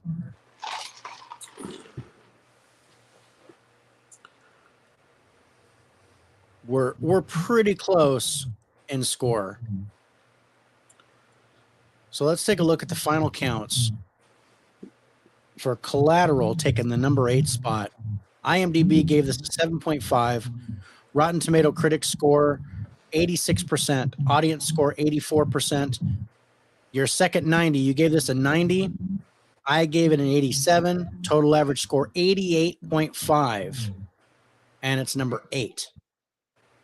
Nice.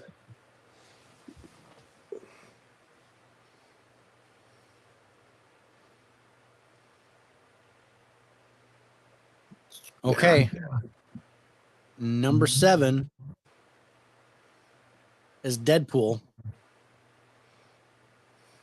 This is another one that it's okay for me. I got quickly bored with Ryan Reynolds really quick. I'm not a Ryan Reynolds fan. I'm glad we're getting a Deadpool 3 because we're getting Hugh Jackman. But yeah, I didn't need to rewatch this one.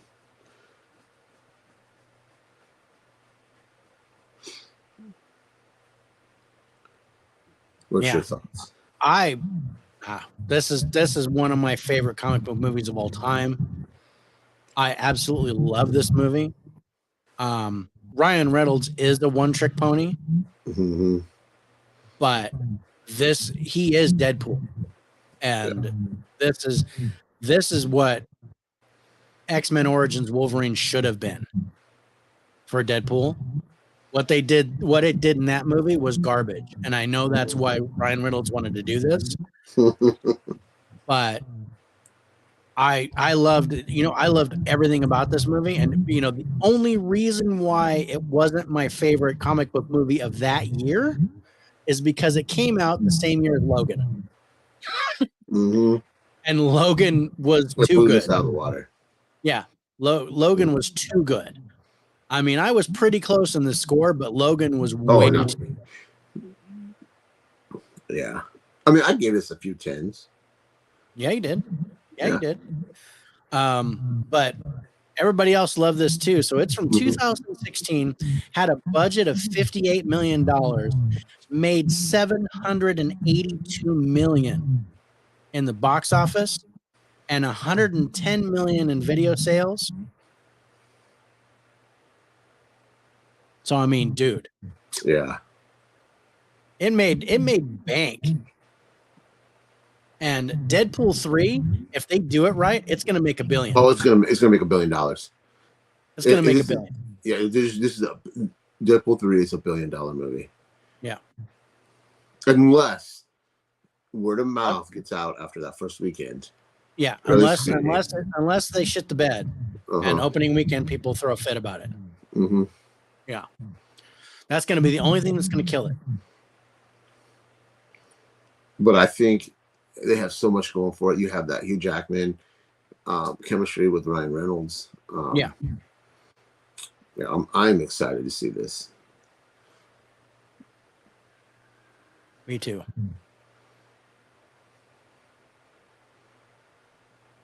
Got to clean my pants. I'm still looking forward to this. But yeah, when Deadpool 3 comes out, dude, I'm gonna go to the theater at least twice, probably, unless it shits the bed, and then I'm gonna be so upset. But some of our highlights on this, you gave 10s to the cast, plot, ending, music, and wild card. I gave 10s to the plot, ending, cinematography, and wild card. And then I gave 9s to cast, acting, and music. No 9s for you, just 8s and 7s after that.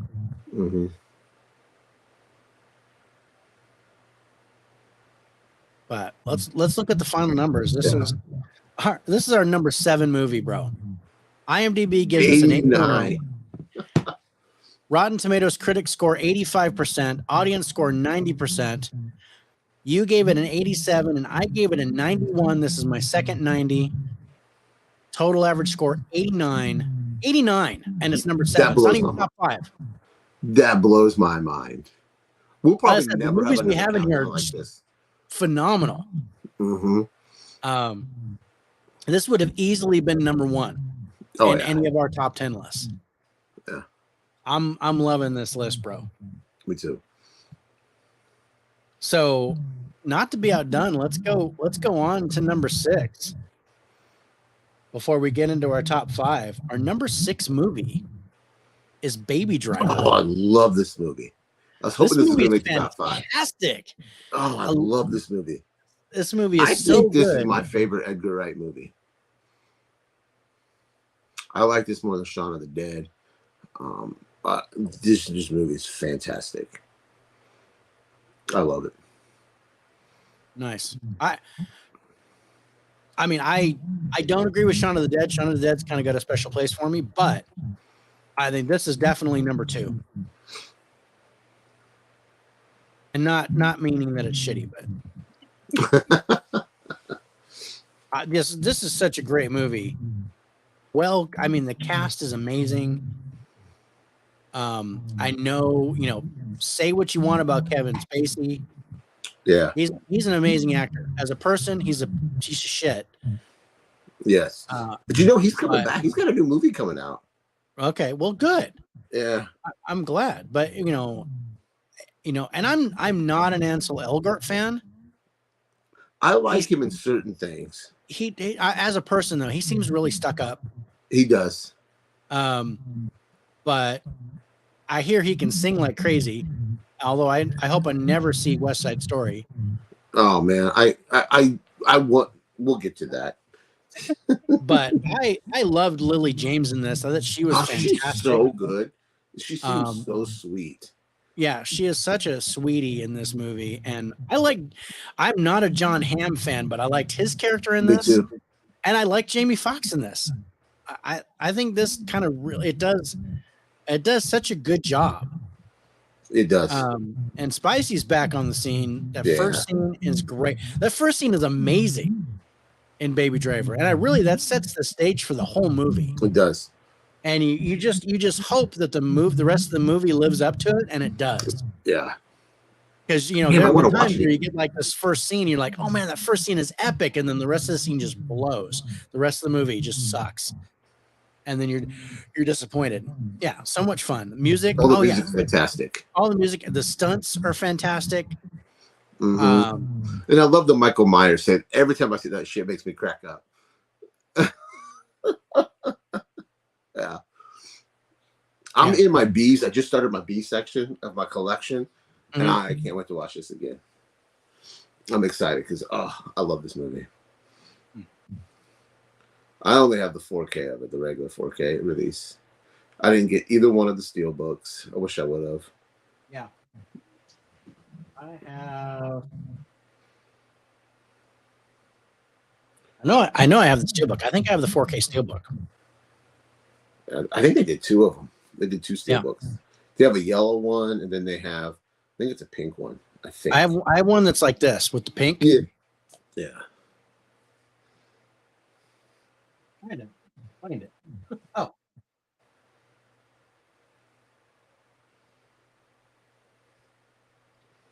You have the pop art.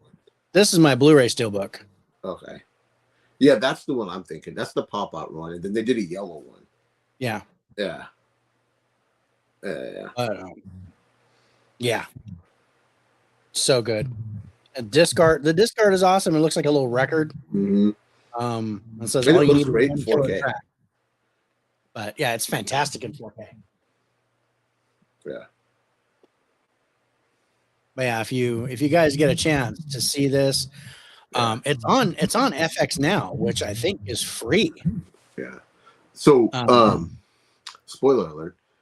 Me and Adam, after we're done with the Kevin Smith movies of what am I watching, Dad? We're not even supposed to watch this today. We're going to do Edgar Wright movies. Okay. Yeah. So he came up there. I was, oh, dude, I'll be down for that. Cool. But it's going to take us a while to get to it. But yeah, I don't know. When you get to that point, if you need a third, oh hell yeah! Oh hell yeah! I'd be in for those. You don't want me for the Kevin Smith movies because I just talk shit. But that's okay. But yeah, if you do want me for one of them, I'll jump on. Oh well, we want you for all of them. I know. Well, I don't know. Adam might not. I don't want Dave. My beard game's not on point. So me neither. And he shaved his. I know he did. Like completely, because it was like really trimmed before. Yeah, it was really trimmed. I mean, it's not like completely gone. No. It's not gone. It's just it's more tight. Yeah, because I guess it was new job or something. He had to. Yeah. He had to tighten up the beard. Mm-hmm. It's okay, Spicy. I was just giving you shit, bro. I mean, no one else is talking. Everyone's just kind of listening, which is great. Yeah, we still got a few people on. Is it the Arrow one? Is it? How I want to know. I have the Waterworld 4K. That's the regular edition they put out. Yeah, so do I. I have a steel. Yes, the blue one. Yeah, I have the slipcover 4K and the blue steelbook one, and now they put this one out. I want to know if there's really any difference between the Arrow version and the last 4K version they put out. So Spicy, let me know, because I like that movie. Yeah. No, me too. I like Waterworld. Waterworld gets a lot of shit, but It does. I enjoy it. It's a good post-apocalyptic movie. I thought it was solid. I agree. All right. So Baby Driver is from 2017, had a budget of $34 million, made $227 million in the box office and $17.2 million in video sales. So it definitely made its money. Mm-hmm. And I thought they were working on a sequel for this too. At one point. I don't know. I haven't heard anything. I thought they were. I don't want them to. No, I think this is a one and done. Mm-hmm. I don't know if I'd like a sequel. Edgar Wright would have to do it, and Yeah. he'd have to do it just perfectly like he did this one. It'd have to be all the same.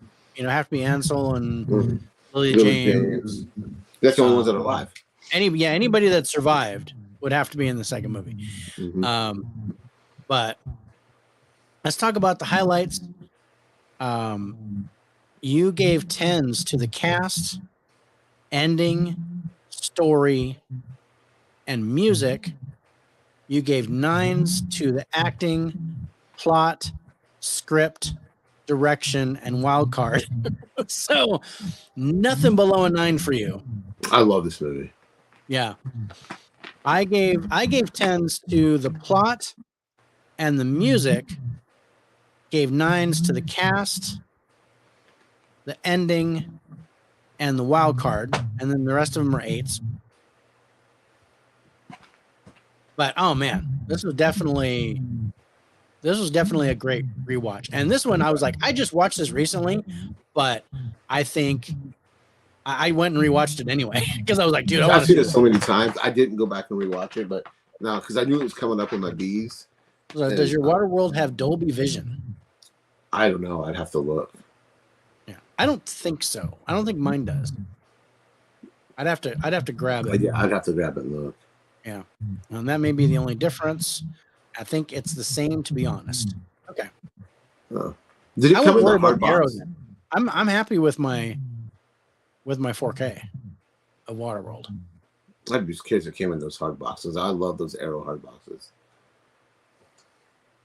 Yeah. I was hoping that Mallrats 4K would have came in that, but they didn't.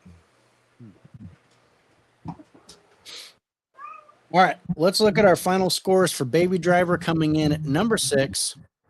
IMDb gives us a 7.6. Rotten Tomatoes critics score 92%. Audience score 86%. And we're kind of right with them. You gave this a 94, and I gave it an 85 for a total average score of 89.5. That's a damn good score. And it takes our number 6 spot and just misses the top 5.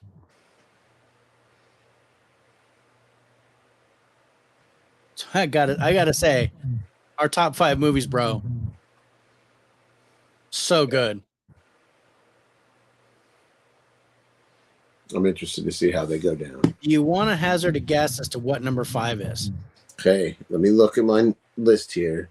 Okay, I'll take a bite of food. I'm gonna go number 5.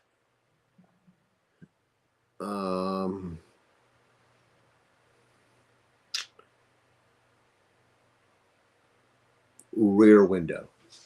Ooh, nailed it. I loved this movie. This is a first time watch. I am glad you picked this because this was fantastic. Oh man, I knew when you loved Vertigo that you would love this movie too, as I do. And Grace Kelly. Oh yeah. Oh, holy fuck! Wow, that's all I have to say. In a word, yummy. Yeah, delicious. Jeez. There's just you can't. The words. There's no words to describe how beautiful she is. Yeah. Yeah. No, that's unbelievable. Yeah, she is so pretty. Yeah. This James Stewart was great. Wow. This was so surprisingly good. Yeah. I didn't think it was going to be as good as I thought. It turned out to be. So thank you for picking this one. Oh, sure. No, I was like, dude, I've got to pick it. This is in my Amazon shopping cart. I just haven't pulled the trigger yet. Yep. I've got the 4K steelbook, and that's a nice steelbook too. It is. It's this right here, isn't it? Yeah, it's basically looks exactly like this. So Rear Window is from 1954. I didn't get a budget on it, but it made $27.5 million in the box office. That's in 1954. That's a lot of money. That's a lot of money in 1954. I thought there was like like how much that would be in our dollars, and it was something like 250 million or something like that. Wow. But I don't see my numbers on that. I guess I didn't write it down. Anyway, the video sales for Rear Window is just over 500,000. Oh. Well, I mean, it's been out since. It's been out forever, but yeah, longer than I think most of that is probably when it came out on 4K is when a lot of it was purchased.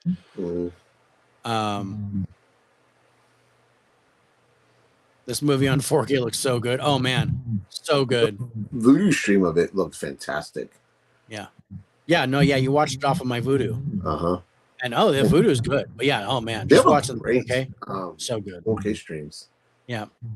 Love one of the location movies. Yeah. And there's Adam. What's up, brother? What's up? We were just talking about you. Yep. Just chatting with you too, man. We gotta get you back on. Like I said, we gotta do a triple threat match. I wanted to say a 3-way, but that would be wrong. Yeah. So, but we need to do a triple threat. Have the three of us together do some kind of top 10. Yeah. You gotta get Adam back on here, man. Get Adam back on. Like we each pick 4 movies and we break down a top 10. Just pick some kind of theme and just do it. Mm-hmm. Adam agrees. Thank goodness. Yeah, it does. That'd be awesome. We just got to pick the. He's still talking. Hell yeah. I can't bring it up as fast as he's typing. He's right. I love Adam, man. Adam's great. He's one of my favorite guys. Yeah. On here. Is. If you guys genuine. If you guys don't know him, it's the Bearded Four-Eyesman. He's on Instagram. He doesn't have a YouTube channel. I don't think yet.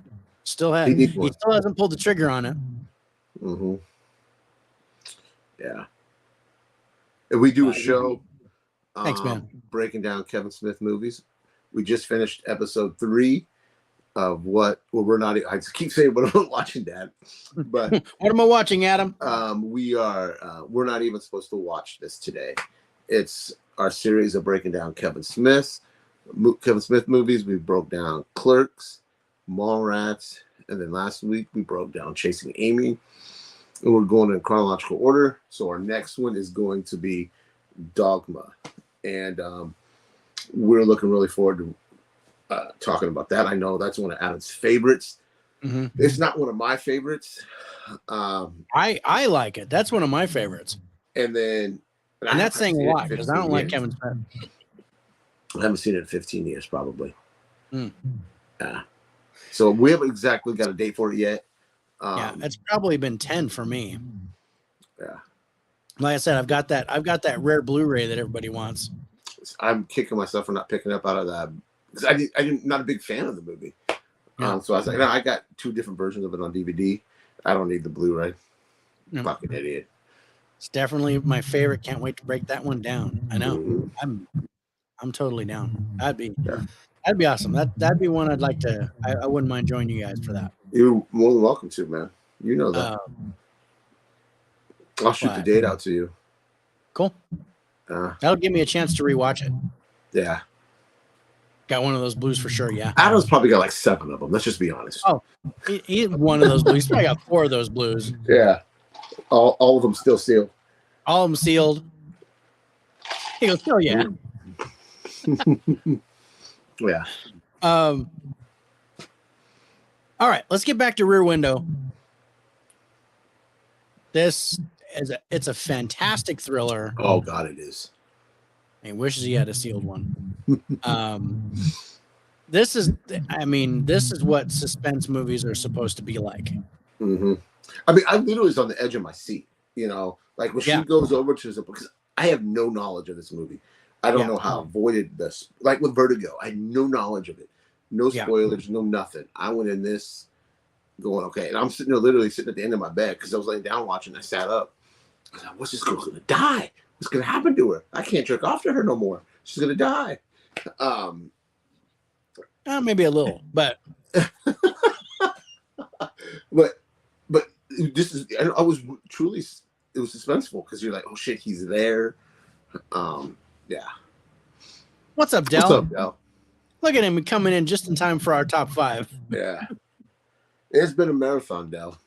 Hi, I want to thank Ernest for giving us a like on Facebook. Thank you so much, brother. Thank you, Ernest. That's a name I don't recognize, so that's Yeah, probably me the neither. first time. But we appreciate you, Ernest. So Yeah, we appreciate you jumping in and spreading the love. I appreciate that. Mm-hmm. We appreciate everybody from Sarah, Del, Adam, whoever's there, Ernest. Everybody. We appreciate you. Yeah, and maybe Harrison. Yeah, maybe Harrison. Yeah, he was in there for a minute. He was in there. He came in there. He was there before we started. So yeah, gotta give him special props for that. Yeah, we appreciate it. But yeah, as soon as we eliminated Casablanca, he was done. Then he was like, "You guys suck. Unsub." He was like, "I'm unsubbing. You're out." There goes my 200. Not loving it. All right. So let's talk about our highlights for Rear Window. Yeah, which let me pull mine up. They're significant. You gave 10s to the acting, plot, ending, story, cinematography, direction. I love this, man. And then you gave 9s to script and wild card. I gave 10s to the acting, ending, story, script, direction, and wild card, and gave 9s, and I gave a 9 to the plot. We're both at an 8 for the cast, and we'll explain that for a second because it was made in 1954, so it automatically gets a 4 at the beginning. And then we tack on points for who we know. Yeah, so I always forget that rule. So that's why we were both at an 8 for the cast, because we both, Grace Kelly and James Stewart, 2 points for each. And then we get the customary 4 because everybody else was probably long gone before we were born. Yeah. But yeah, so Adam's saying what's up. Of course, I hopped right when Rich was talking about jerking off. Your timing could not have been worse. And what's up, Jay? What's up, Jay? How you doing, man? Thanks for jumping in, man. I haven't seen you in a while. Yeah, Del agrees. Rear Window is fantastic. Oh man, this was a first time watch for me, Del, and I am so glad you liked this book. I'm glad you picked this.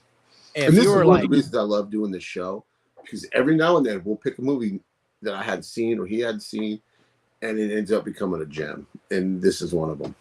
Yeah. But yeah, this is probably top 3 for me of all the Hitchcock films. I've only seen 4 of them now, and I'm thinking about once I get these Rear Window and Vertigo in my collection, I'm thinking about buying that Volume 2 box set because I've never seen them. Yeah. Oh man, they're all so good, and I really think, for me, the real famous ones like The Birds and Psycho, I consider those like second tier compared to some of his other stuff. See, I just watched Psycho not too long ago. Yeah. And compared to Rear Window and Vertigo, nowhere near as good. Yeah. Yeah, it was really like, the big thing, and Jay likes your shirt. Oh, thank you. I love Halloween. Lifeboat. Oh, Lifeboat's so good. You've never seen it? Never heard of it. Another one I really like is Dial M for Murder. So good. So just really well written. It's so rich. Not you, Rich, but Rich. But yeah, there's some really good. I like a lot of Hitchcock stuff, but so good. But yeah, one that I was really hoping for to come out on 4K was North by Northwest. That's my favorite. And they did not give me a 4K, but I think I do have the Blu-ray right here in this package. So,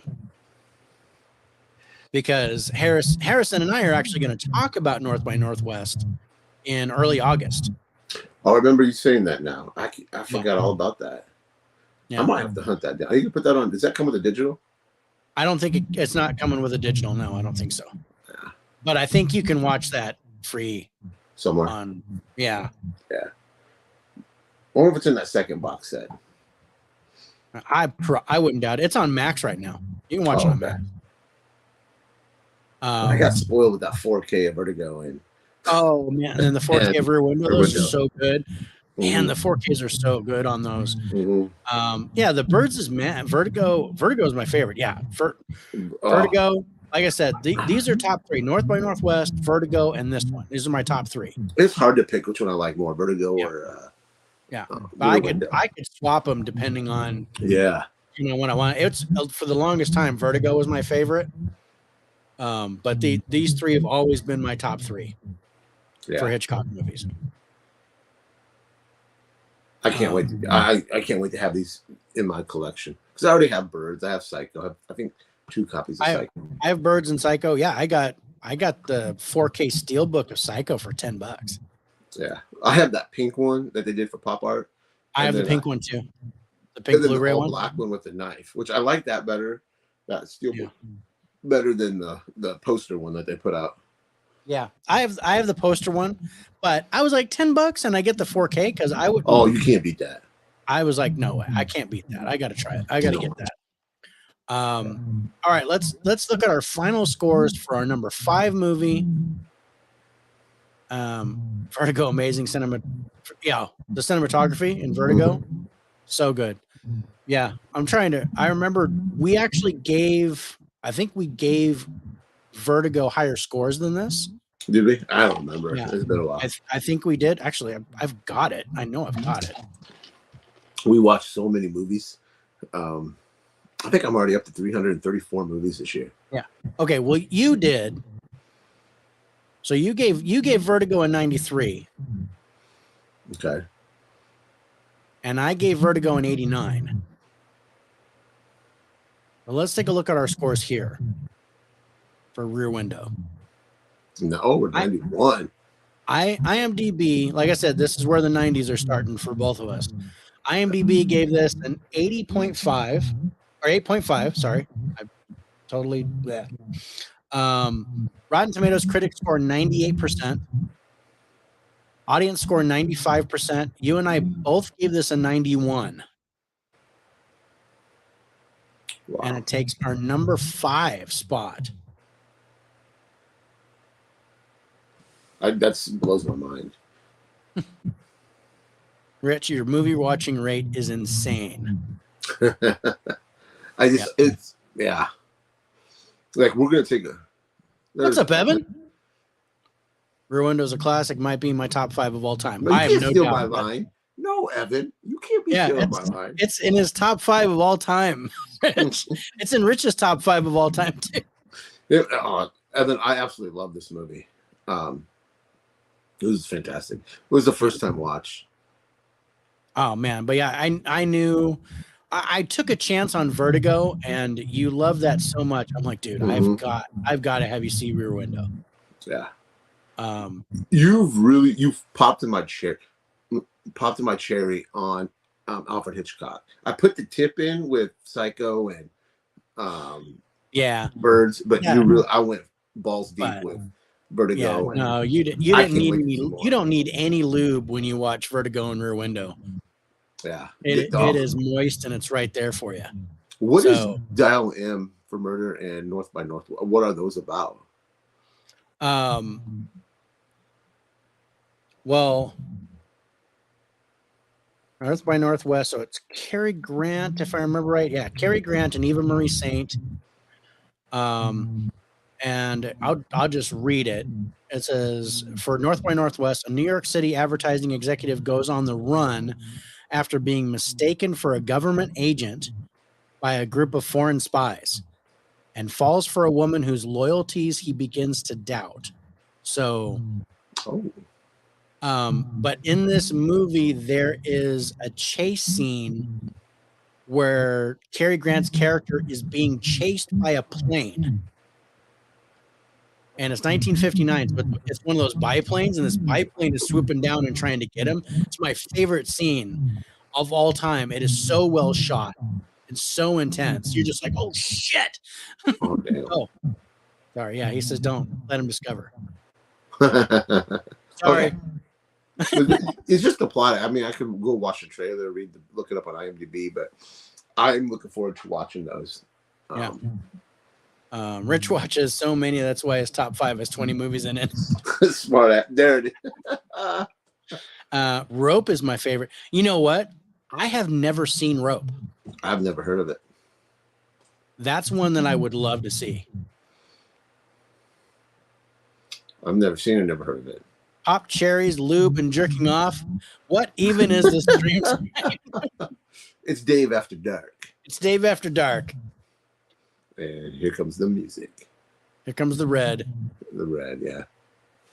The red room. The red room. Red rum. Yeah. And so here we are coming in to our number 4 movie. Holy crap, our number 4 movie. It just keeps getting better and better. Gladiator.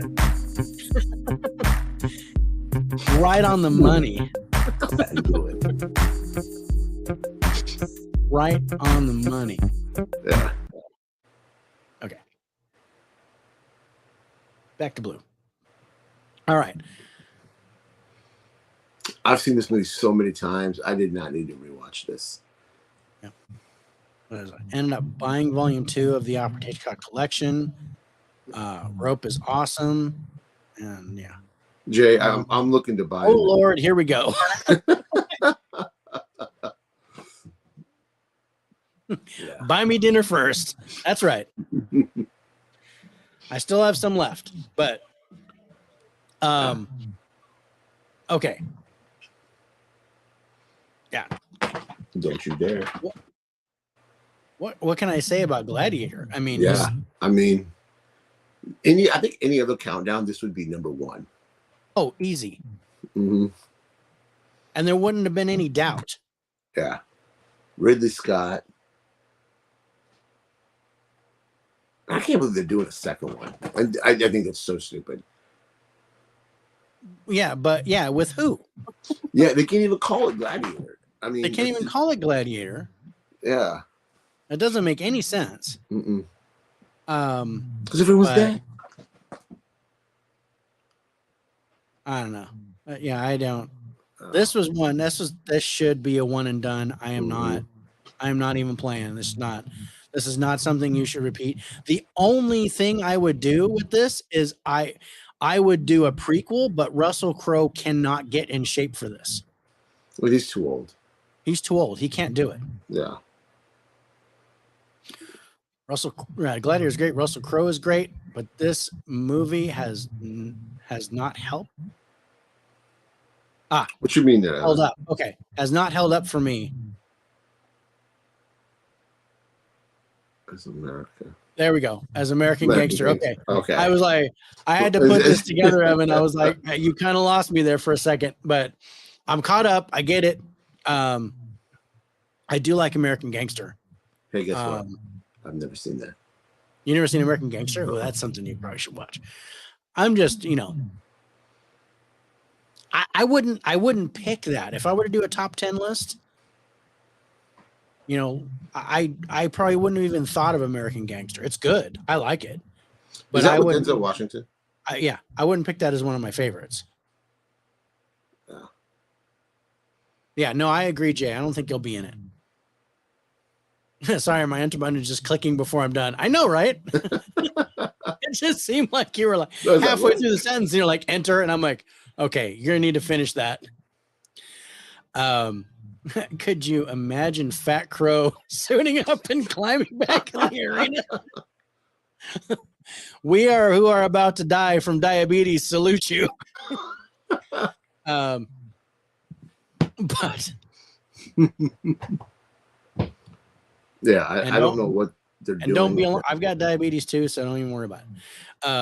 I'm not insulting anybody because I'm talking about myself. Yeah, I don't know. I don't know if I'll go to the theater for it. I'll probably see it. I probably watch Unless it. the trailer is amazing. Unless If the trailer really grabs me kicks like ass. the Northman does, then Yeah. I'll go to the theater and see it. Yeah. You're gonna have to really you're gonna have to really make me rub one out if I'm gonna watch it, if I'm gonna go to theater for it. Russell Crowe could get in shape if he chose to. I think he needs a reason, but he can't be in it. Prequel would ruin the mystery of his rise. Yeah, Okay. I agree. However, Denzel Washington is going to be in it from what I hear. Okay. But Denzel, he still looks good. Yeah. I mean, you got Equalizer 3 coming out in September, I think. He still looks good. I've seen the trailers for that. That looks good. I'm down for that. All right, so let's get the numbers for Gladiator. Gladiator is from 2000, had a budget of $103 million, and made $452.2 million in the box office. I could not get a video sales for it, but I think the video sales are pretty good, considering I have like 3 copies of this. Yeah, I had the VHS, the DVD. The Blu-ray, the 4K. I've got the 4K 2-pack with Gladiator and Braveheart together, and that's just an epic thing. I'll watch those back to back. Yeah, it takes most of my day, but 2 great movies. Yeah. But yeah, let's talk about our highlights. So you gave 10s to the cast, acting, ending, story, cinematography, and wild card. You gave 9s to the script, and I think that's it. Yeah. Otherwise, 8, 7, and 6. I gave 10s to the cast, acting, ending, story, script, cinematography, direction, and wild card, and then I gave a 9 to the plot. But we're both at a 6 for the music because the music is kind of forgettable. It's good for setting the mood in the story, but there's nothing that really kind of jumps out and bites you. But Joaquin Phoenix is fantastic in this. Yeah. He makes a great contrast character to Russell Crowe. Connie Nielsen is really good. Loved Digimon Hansu as the guy that kind of taught him. Yeah. And I loved his family story and how he talked. As just an amazing film. This is one. It really is. This is one that you have to watch. And this is one, I probably one of the most well-made films of all time. I think. I agree. I remember so many thought they understood real history after watching this one. Braveheart and Patriot. Okay. Yeah. There was a lot. Patriot's really good. I love Patriot. I love Braveheart. I love Gladiator. The closest thing to being a true story is probably Patriot, but none of the, these aren't true stories. Guys. Yes, Braveheart is based on a real person. William Wallace was a real person in that time, but no, it's a fantasy. And that's how I list these movies. These are fantasy movies.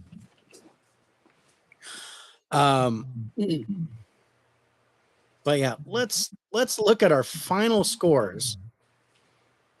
Okay. For this movie. Because I think that this is one of my highest scores that I gave in this countdown. Oh, wow. IMDb gave this an 8.5. Rotten Tomatoes critics score 80%. Audience score 87%. You gave this a 90, and I gave it a 95 for a total average score of 92.5. And this is number 4. Wow. Yeah, that blows my mind.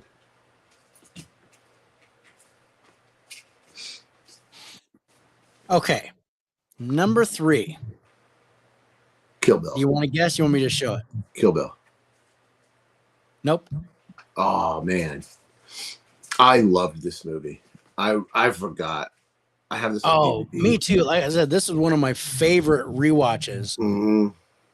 Because I was like, yeah. I don't remember. I know I've seen it. I have it. Yeah, I had the DVD. I didn't remember a lot of it until I went back and I watched it. I was like, oh yeah. I forgot how good this was, bro. Yeah. I was like, holy shit, this was fantastic.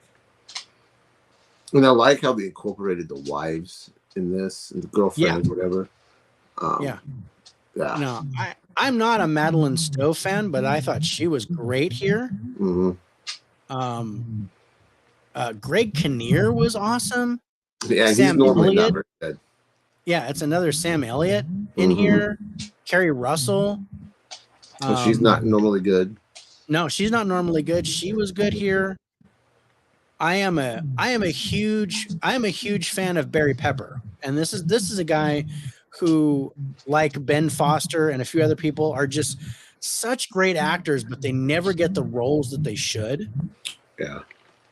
Barry Pepper is one of those guys. He is such a great actor, and you just don't get to see it with some of his choices or some of the movies that he does get. But this is one where you have to watch his performance. I would have thrown an Oscar at him for this. Yeah. If I had anything to say about it. But this movie didn't get nominated for shit. It didn't? No Oscars. It won 3 awards, but they were like, they won an ASAP award for top box office film. They were nominated for Stun Awards. Worst foreign film 2003 from the Yoga Awards. So yeah, just these stupid award things. But yeah, no Golden Globes, no Screen Actors Guild, no Oscar nomination. And this was before Sugar Tits, wasn't it? Yes, I think so. Yeah. Because he did this and then Patriot, right? Yeah, this is from 2002. Yeah. And The Patriot is 2000. So this is after The Patriot. Oh, okay. I thought it was before. No, this was 2 years after. I thought it was like, because this was more recent than I thought it was. I thought this was pre-2000, but it wasn't.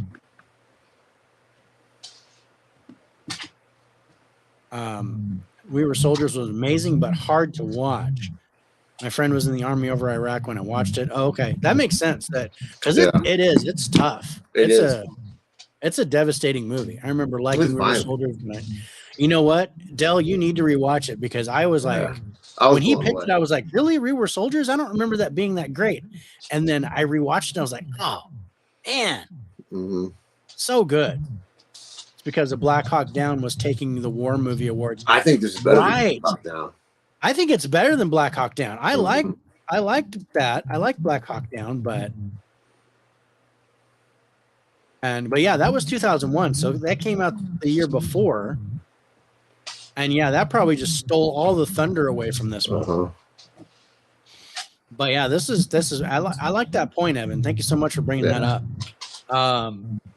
But oh man, this was I'm glad you picked this, bro. This is such a great watch. I was shocked. I was like, oh man, I didn't realize it's so good. Yeah. I was really surprised. Really impressed with this. I wish we get a 4K release of this. I dig that. I would dig that. So I have it on DVD and that's it. Yeah. So the numbers on it were not that spectacular, and I think again, Black Hawk Down probably took all of its thunder away. Yeah. Had a budget of $70 million, but only made 114.7 in the box office. I couldn't get. Long movie. It is. It's long. But oh man, it was so worth it. It's not that long. It's 2 hours 18 minutes, so it's not bad. Well, I thought it was 2 hours and 30 minutes. No, and not by our standards nowadays. That's not bad. That's true. Back then, it was like, oh wow, it's a little long.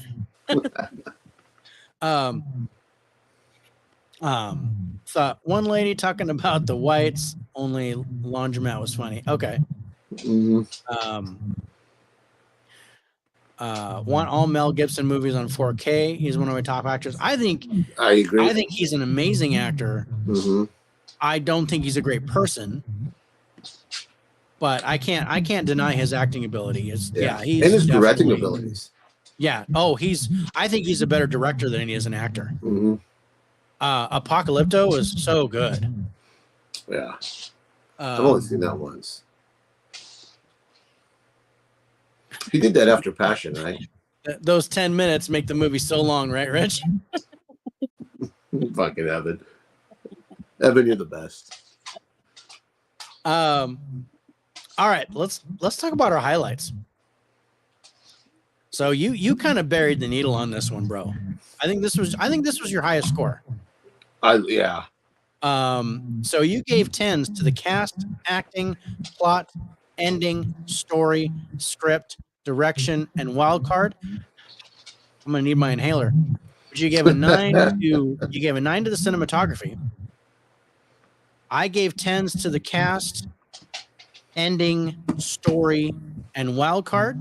Gave 9s to direction, cinematography, script, and plot.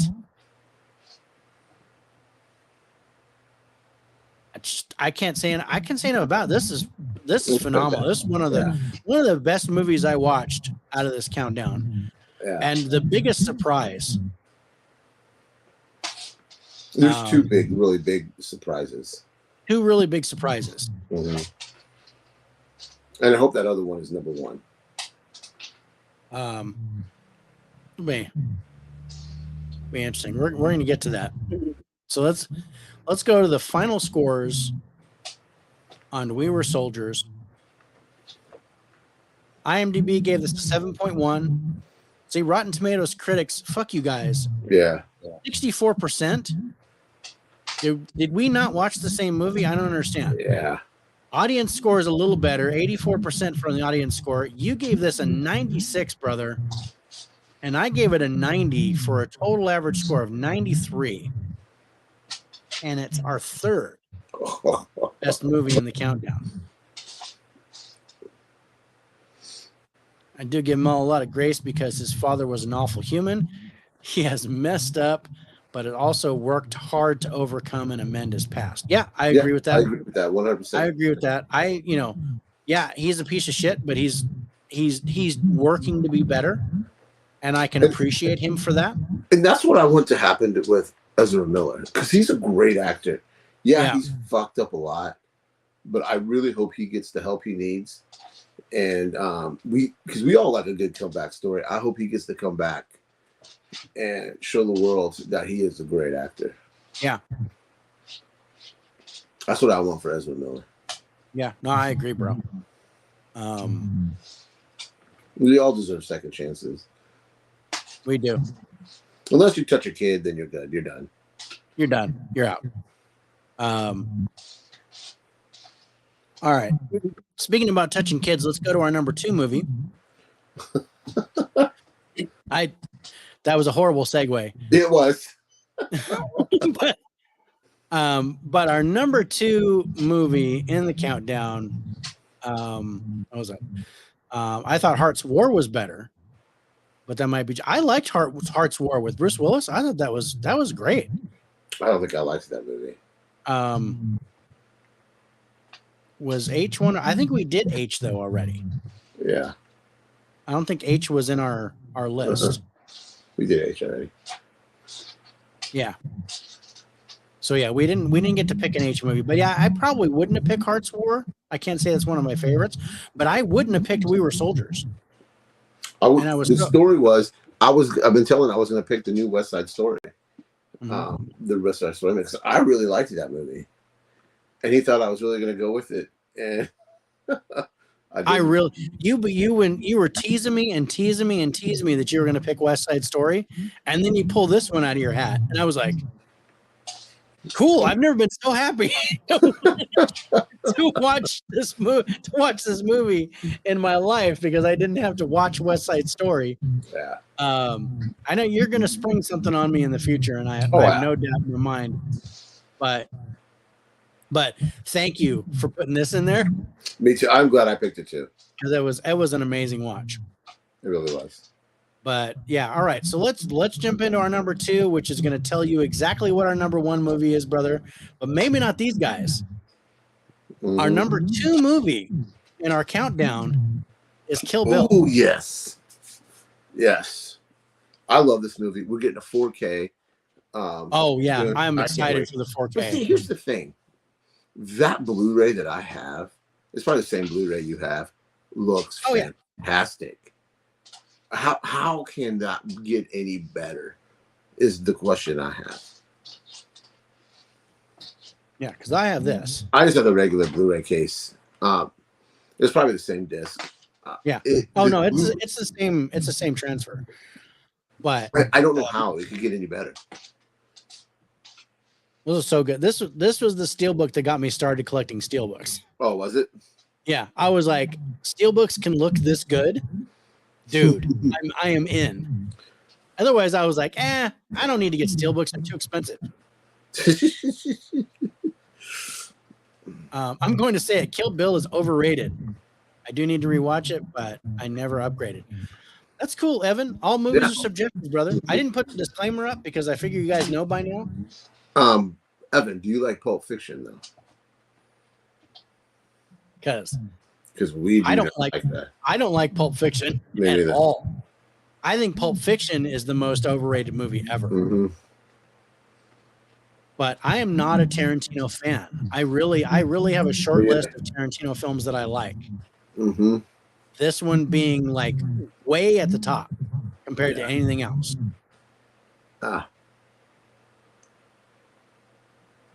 Yeah, I will not pull the trigger on that 4K of Pulp Fiction. I won't get it. Yeah. I have the steelbook. If somebody gives it to me, I'll take it, but I won't pay money for it.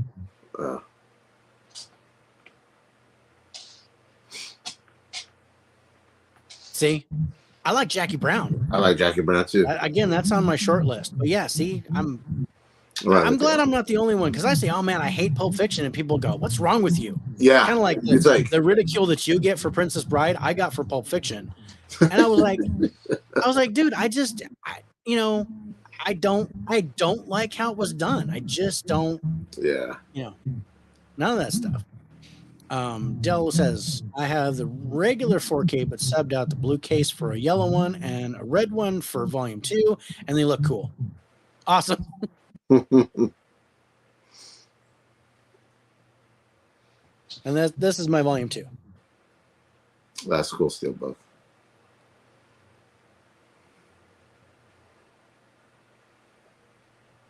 But yeah, I am so anxious for that 4K. That one I'm getting. For sure. But yeah, no, I like Jackie Brown, and oddly enough, not something that I thought I would like, but I like Reservoir Dogs.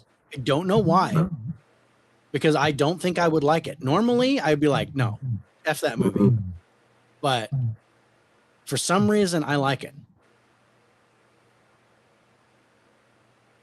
Holding out, it's coming. 4K is coming. September, I thought. Yeah, it's September, October, or something like that. Mm-hmm. I did pre-order the La Bamba Criterion. I have to have that. Oh, I love that cover on. No, I think you almost made me watch that. Yeah, we had it picked for something, didn't I? I had it picked, but I think you pulled it, or I couldn't figure out. I couldn't get to watch it, or something. No, I have it on Voodoo. Yeah. Mm-hmm. Something happened, and we ended up pulling it and not using it. Yeah.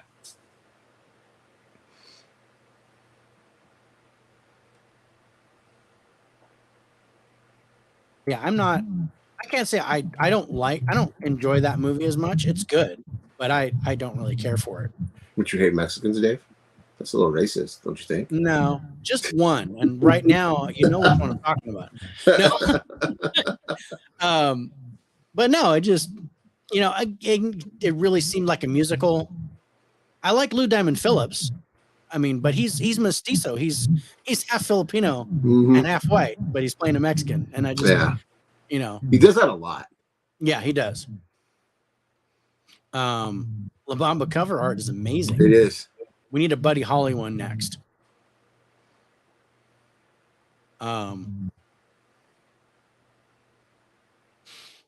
Cool.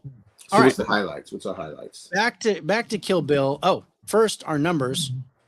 Is from 2003, had a budget of 55 million, made 176.4 million in the box office. So it made its money back. Mm-hmm. Yeah. Yeah. Oh. Wow, Rich went there. Good luck, David. Yeah. He's always trying to call me a racist. And I tell him I'm not a racist. I hate everybody. Lots of music in La Bamba, but not a musical. I know, but it plays out like a musical to me. And this is where it gets to the point where it's just a personal opinion that I don't like that. They're not singing the dialogue and doing all that bullshit like an Elvis movie, but there's enough music. I like the Elvis movie, but that's another day. No, I do not like any Elvis movie. But they have a good. I seen a trailer for. I think it's A24 is doing a Priscilla. I think it's Priscilla Presley. I think you said something about that. Oh, I did. Tell you about that, yeah, Priscilla movie. Yeah. And I don't know. I'll probably watch it, but I can't say I'm interested. It piqued me. It piqued my interest. Yeah, but I mean, yeah, I know it's my mother-in-law is going to slap me when she sees me because she is a huge Elvis fan. But yeah, I can't stand Elvis.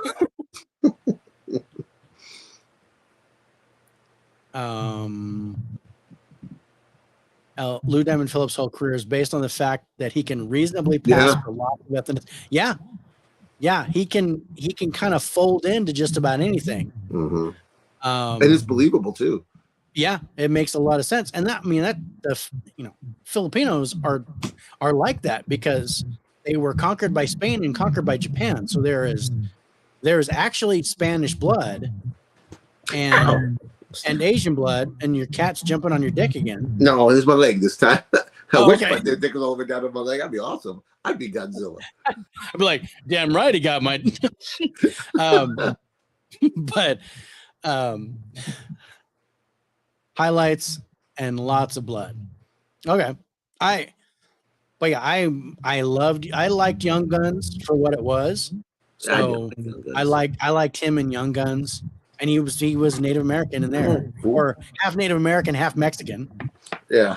David hates people singing. Rich loves top fives. This is the lowdown way. Oh shit! My iPad almost died. I'm glad I just looked. Don't! I got to plug my iPod in. I was like, Rich goes off. All right, Rich misses the final one. Chuck Berry is the true king. Spanish blood makes Rich jump. Oh shit! Okay. There he goes again. Cat's like, the cat likes my feet. Oh, for some reason. Okay, so let's go to the highlights. A lot of tens. Rich, you gave 10s to the cast, acting, story, cinematography, direction, and wild card. I gave and a 9 to script. I gave 10s to the cast, story, cinematography, direction, music, and wild card. And I gave 9s to acting, plot, ending, and script. So nothing lower than a 9 for me. Yeah. What more can be said about Kill Bill? I only feel this way about Volume 1. Volume 2 was good, but not even close. Not as good as this one, yeah. Not even close to this. Mm-mm. Facts, Jay. Yeah, no. Chuck Berry, sure. I mean, yeah. I would listen to his music every day and twice on Sunday before Elvis. Yeah, I agree.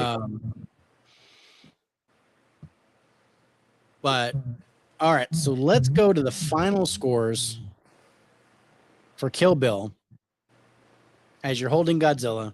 Yeah, I'm tired of her attacking my feet. Tired of her attacking me. IMDb gives Kill Bill Volume 1 an 8.2. Rotten Tomatoes critics score 85%. Audience score 81%. You gave this a 92, and I gave it a 96. Ooh. For a total average score of 94. It takes our number 2 spot. And this is my highest score of the countdown. I am glad what the number 1 movie was, because I think I even messaged you. I think. Yeah. I was like, "Holy crap! I forgot how good this movie was." Yeah. Oh man. The only regret I have is that I only have the DVD of this. I hope this gets a 4K. Yeah, me too. I would double dip on this. I would totally get this on 4K. And if they did a steelbook, I would get this on steelbook. Yeah. This is such an amazing movie. Mm-hmm. And yes, it's Tropic Thunder. Tropic Thunder. We already did our tease, so it can't be that. But I love it. It starts with an M. Mm-hmm. And I'm just gonna go with the numbers before I bring it up. I'm gonna tease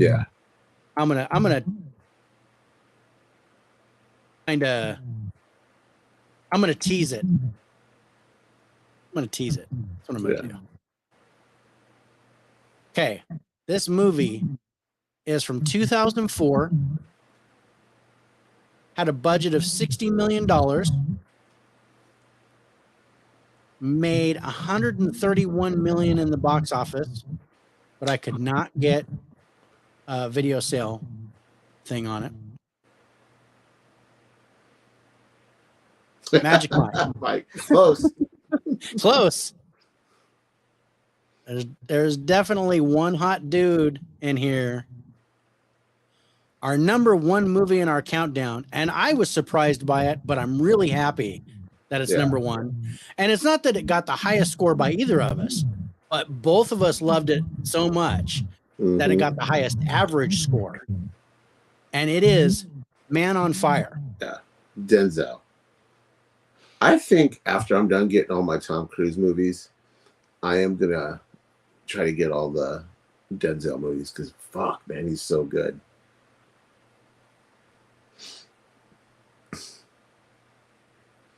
Meatballs. I already put it up, Jay.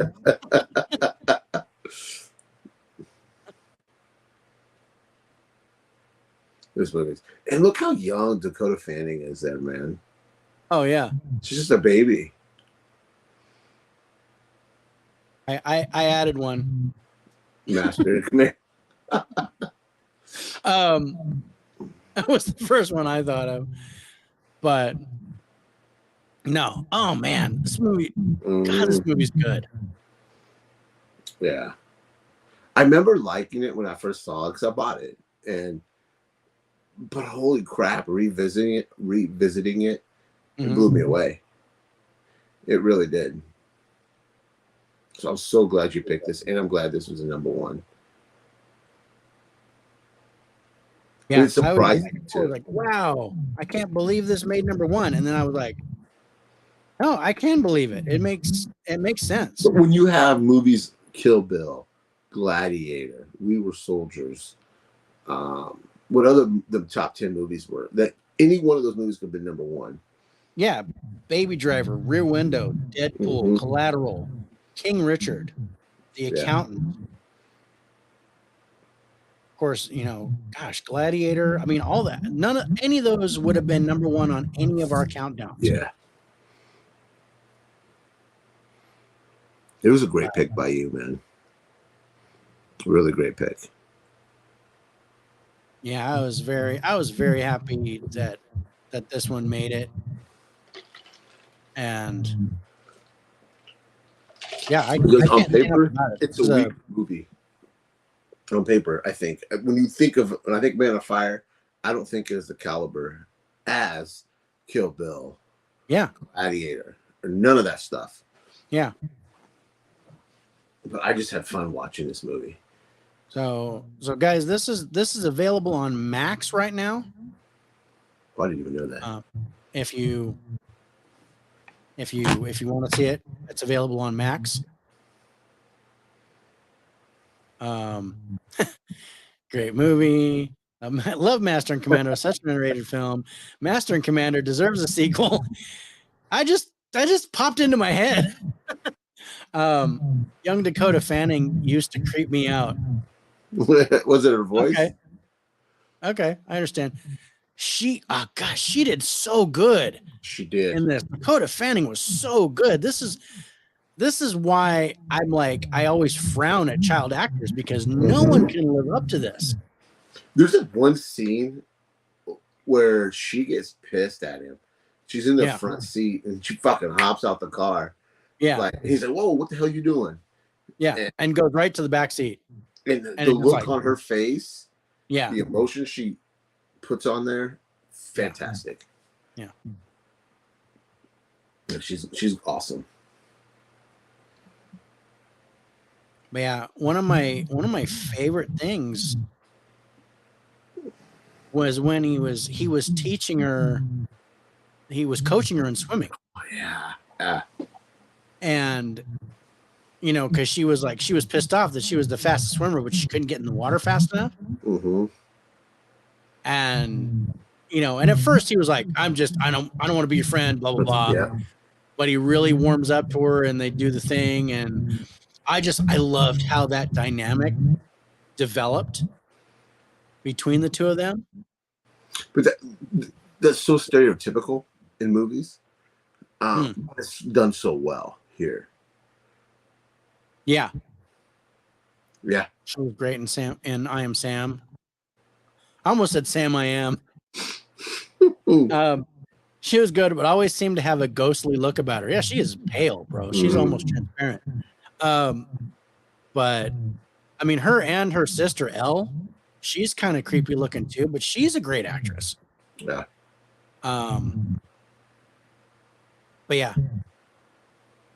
But yeah, gosh, I forgot how good this movie is. Like I said, this one and We Were Soldiers and Collateral were my favorite rewatches. Yeah. Because I forgot how good those ones were. Not so much Collateral, but I hadn't seen that in a really long time. But those other two for sure. Yeah. And I'm not a Mark Anthony fan, but he's actually not too bad in this. He's not too bad. Mm-mm. You know, I don't know if this was pre J-Lo or whatever, or back when he was with J-Lo and he was happy. Yeah. Anybody that's with J-Lo has to be happy. Dude. If I was her neighbor, I'd be happy. Yeah. But I can't say enough about. I watched this movie and I'm like, oh man, I want a 4K of this. I was just like, shit.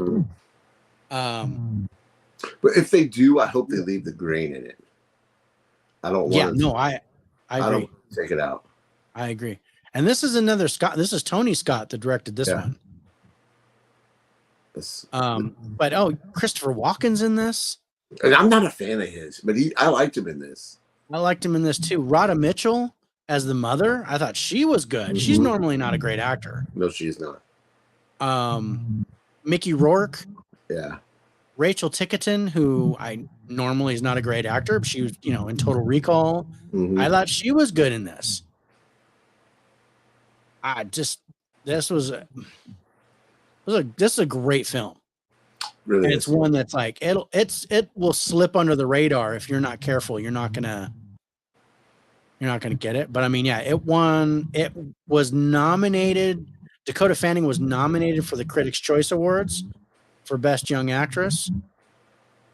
But that's it. It wasn't, again, like it missed. It didn't get anything for Oscars. It didn't get anything for Golden Globes. None of that stuff. It doesn't do anything special. It doesn't really feel.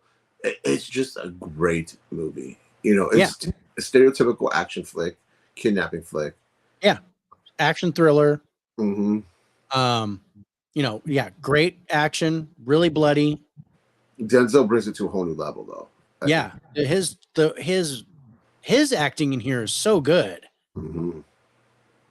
that it's believable. His feelings toward Dakota Fanning, his feelings toward the mother, and toward the father when he confronted the dad. Oh, yeah. Oh man, I was like, dude. And the mother's like, kill him or I will. And I was like, dude. Yeah. Because I don't want to. I know this is 19 years old, so if you haven't seen this by now, I mean, normally we don't care about spoilers for this type of movie, but I really want you guys to see it. If you haven't seen it, I really want you guys to watch this. Let's go to the highlights. You gave 10s to cast, ending, story, cinematography, music, and wild card, and you gave 9s to acting, script, and direction. Your only 8 is for the plot. I gave 10s to cast, acting, plot, ending, and wild card, and gave 9s to story, script, cinematography, and direction. My only 8 is for the music. This shows you we are really close. Yeah. In the score. And I agree. It is not his best movie. I agree too. And thank you, Evan. Thank you, Evan. Thank you for not busting my balls so much. Gotta go. Have a great night. We're almost out of here. I really appreciate you staying, brother. You take care. But no, Jay, what is your number 1 Denzel Washington movie? And then I will tell you mine. And we'll see if we match.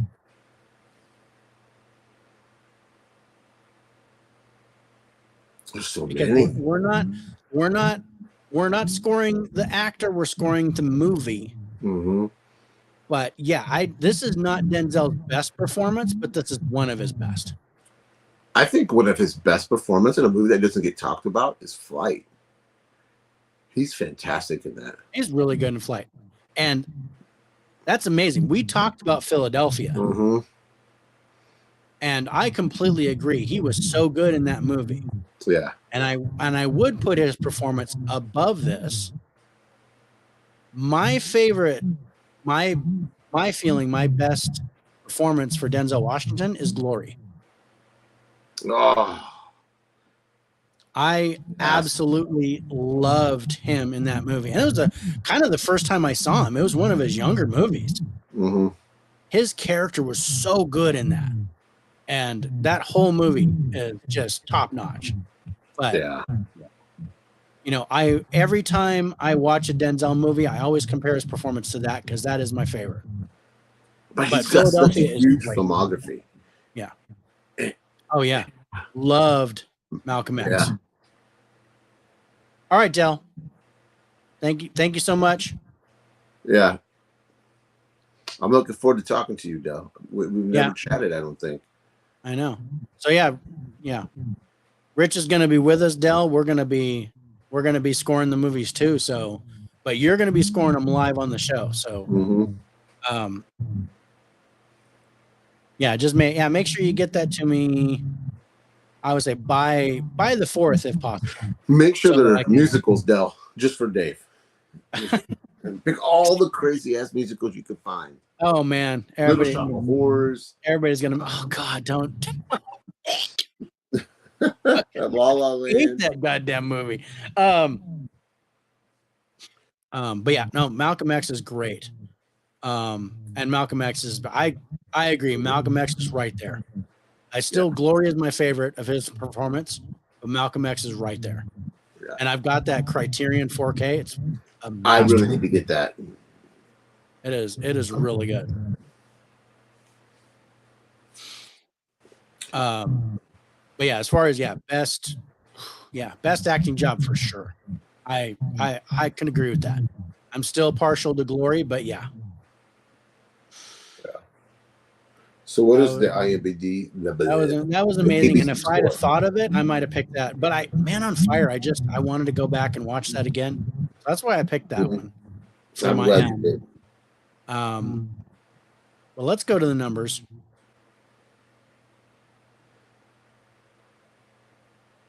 IMDb gives us a 7.7. Look at this. Rotten Tomatoes critics score 38%. Fuck out of here with that. Fuck you guys. Yeah. Audience score 89%. Now you're talking. This is better. Mm-hmm. Rich, you actually gave a higher score than I did. Mm-hmm. You gave it 95 and I gave it a 94. Total average score 94.5. It is only a half a point above Kill Bill. But that's why it takes the number one spot, because we were both a 94 or above. Mm-hmm. And so yeah, our number one movie in our series finale of the Sesame Street Top 10 is Man on Fire. Yeah. If you were late joining us, we watched 24 movies. I would too. Me too. I love his son. John David Washington. He is every bit the actor. Is it Ballers with The Rock, the football movie or football show? He's fantastic in that. Yeah. Now, give me what is that? Black Klansman. Oh yeah. give me that movie all day long. He is so good in that. He's even good in Tenet. He's good in Tenet. I mean, I like Tenet. I don't think it's not a fantastic movie, but I like Tenet, and I like Robert Pattinson in it. But yeah, I even like his performance in that. Mm-hmm. Yeah, he's a good actor. But Black Klansman, woo, that's so good. Adam Driver and him. And I think he did. Was it Jesus and the Black Messiah or something like that? I don't remember if he's in that or not. I think he does that. I might be wrong. I know the main character is the guy from Get Out. But I know that's one that I want to see. You haven't seen that? No, I haven't seen it.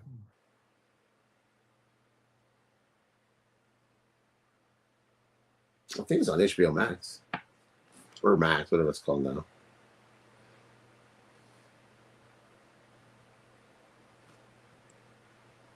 Get it right?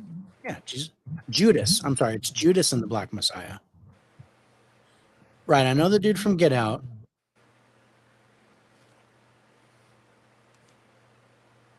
And yeah, like Keith Stanfield, Daniel Kaluuya. Maybe he's not in it. No, it doesn't look like he's in it. I thought he was.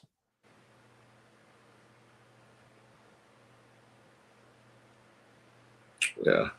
But yeah, that's one that I want to watch. It's in my head that I want to see it. But no, you're right, Jay. He's not in it. Yeah. I couldn't find him. Yeah. Yeah. No, I like Tenet too. I don't understand the hate for it. It's not my favorite movie of all time. I haven't seen it since I bought it, watched it once. I think I gave it an 8.5 or an 85. So I think I gave it a great score, but he is not in Judas and the Black Messiah. But now that I know you haven't seen it, it will definitely be in my top 5. I'm down for that, bro. If I get a chance to watch, you said it was on Max, right? Yeah, it's on Max. Yeah. It's on Max. I'm looking forward to watching that. Yeah. So yeah, put that in your 5, bro. I'm excited to watch that. I'm looking forward to all these high fives. Some of these dudes I've never spoke to. I mean, we've chatted with Dell. I don't think I've ever spoken to Dell. Maybe we've chatted on D-Ray's collection battles, maybe, but I don't remember. But yeah, oh man, I've been friends with Dell for a long time. I remember you saying that. Yeah, we were following each other on Twitter like 10 years ago or so. And so when we found each other here, I was like, and I think it was in 4K D-Rays, I was like, Dell, are you the same Dell that I talked to on Twitter all the time? I was like, dude. So yeah. Nah, I've been friends with Dell for a long time. So Dell is absolutely one of the best people in this community. Bar none. I 100%. He's so supportive. Yeah. Amsterdam. That's one I need to watch too. I've got it, but I haven't seen it. And Dell, if you want to put that on your file too, I'm for that. Yeah, you can like knock off some of the stuff that I need to watch. That'd be great. But yeah, no, that Judas and the Black Messiah, I was like, because I did not want to see Black Klansman. I was not interested in it. And it just happened to pop on HBO, and I watched it, and I was like, oh man, that was so good. Yeah. Yeah. Oh no, it's absolutely true.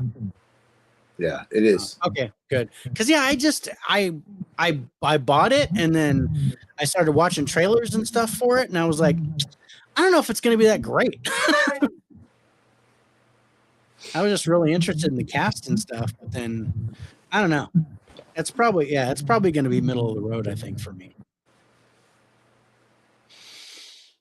But yeah, Black Klansman, that's one that I don't own still, and I want to get it too. I would love to get it for like $12 at one time. Yeah, I'd love to get that on 4K. But all right, man. So our Sesame Street top 10 is done. Series finale over. So guys, yeah, we're taking a break for the next couple weeks from our live stream, but our by the numbers is still going to be popping in, but they'll be pre-recorded. We've actually already done episode 26, and that is going to drop on the 5th at 6:30 p.m. Pacific, 9:30 Central. So you guys can check it out.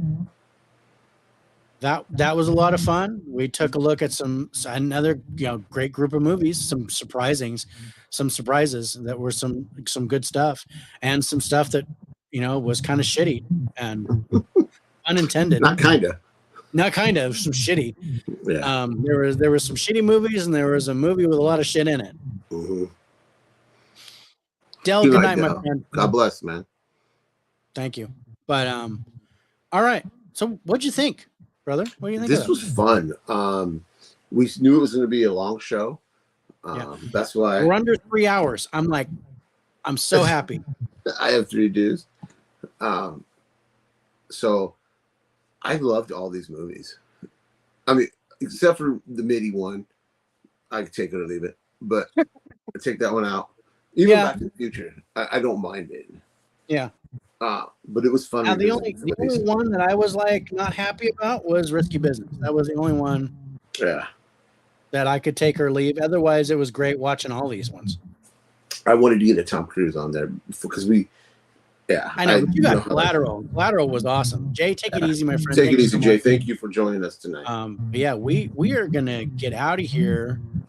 And I've got the outro set to go, which has all the recaps of our scores. Again, I want to thank everybody for watching our Sesame Street Top 10 series.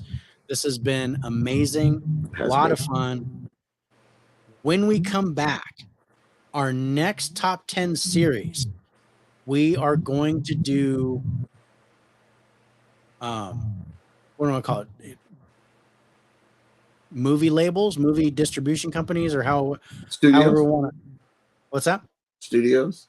Yeah, studios. Yeah. We're going to be doing our top 10 studio movies. And we're going to start with Disney. Yeah. Get the easy one out of the way. Get the easy one out of the way. Our first one is going to be Disney, so it's going to be top 10 Disney movies, and it has to be movies that we haven't done. Again, we're still following the same thing. Should do supernatural movies. We actually did that last October, our favorite paranormal movies. So that was fun. But I do like that. We're gonna tuck that in our hat. But we're doing studios, so we're picking our top 10 from Disney, and then the following month we're gonna do our top 10 from Warner Brothers. Yeah. Because those two are celebrating their 100th anniversary this year. Yeah. This is gonna be fun. Disney, I don't think we should include Pixar because No, I don't want to include it. I think just Disney, because I don't want to include Fox. I don't want to include Marvel. None of that stuff. I want to just do Disney. Yeah, that's what I'm glad we're on the same page. That's yeah. And I'm gonna try not to do just animated movies either. I'll see if I can pick other stuff. Just don't pick Flubber or oh damn, I'll have to cross that off. No. But I don't know. Nutty Professor, the original. Oh, okay. The Jerry Lewis one. Okay, that's better. But I mean, I don't know. It'd probably end up being animated movies. I love Disney, the original Disney animated movies. I love those. Because I know one for sure that I'm going to pick. That's one of my favorite Disney movies of all time, and it's one we've never talked about. Oh, good. So I'm anxious to do that. We'll do when we come back in July. Later on in July, we will do our draft on Instagram. Yeah, we'll do that live, and then we'll film that. We'll do that in August. Yeah, I'm looking forward to that. Fox and the Hound's a good choice. One of my favorites, man. Don't be stealing ideas, Jay. Don't be picking her stuff right now. but dude, yeah. Let's go. Let's make like horse shit and hit the trail once again. What's that? I just thanking them once again. Oh yeah, dude. Thanks you guys for sticking with us for this show and for sticking with us this whole time. I want to thank everybody that comes in and watches us on the replay. Please do us a favor, smash that like button. Sub to both of us if you haven't already. Yeah. I lost a sub today. Kind of pissed off about it. Oh no. I'm down to 190. I'm trying to get to 200, you guys. So share it. Spread the love. Hopefully you can. He's already 200. He's already made it. I'm trying to get there before the end of the year. Dave there, man. Let's get me there. I don't care if I seem desperate. I am desperate. Just help an old guy out. Yeah, we're both old guys. We're both old. I'm older than you, bro. You are. I'll give you that. Get this one. But yeah, no, this was a great list. This is a great watch. Great to talk about. I'm looking forward to Disney and then Warner Brothers, and then we'll come up with other studios from there. I'm thinking about maybe talking about boutique studios and talking about their top 10s. Yeah. But we'll talk about that. See what we want to do. If we want to just stick to like Paramount and things like that. I mean, like A24, you can do A24. You can do A24. Or do we want to do Criterion or? Well, see, Criterion, they just gather other people's. They just get other stuff. That's the thing, like Vinegar Syndrome and things like that. Criterion like that. Okay.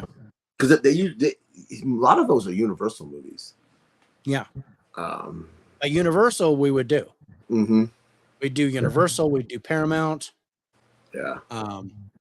I would do, even though, we'd do Sony, and even though Columbia is owned by Sony now, we could do Columbia separate or something like that. Yeah. We'll figure it out. Yeah. But that'll be our next season of our top 10 is going to be by studio.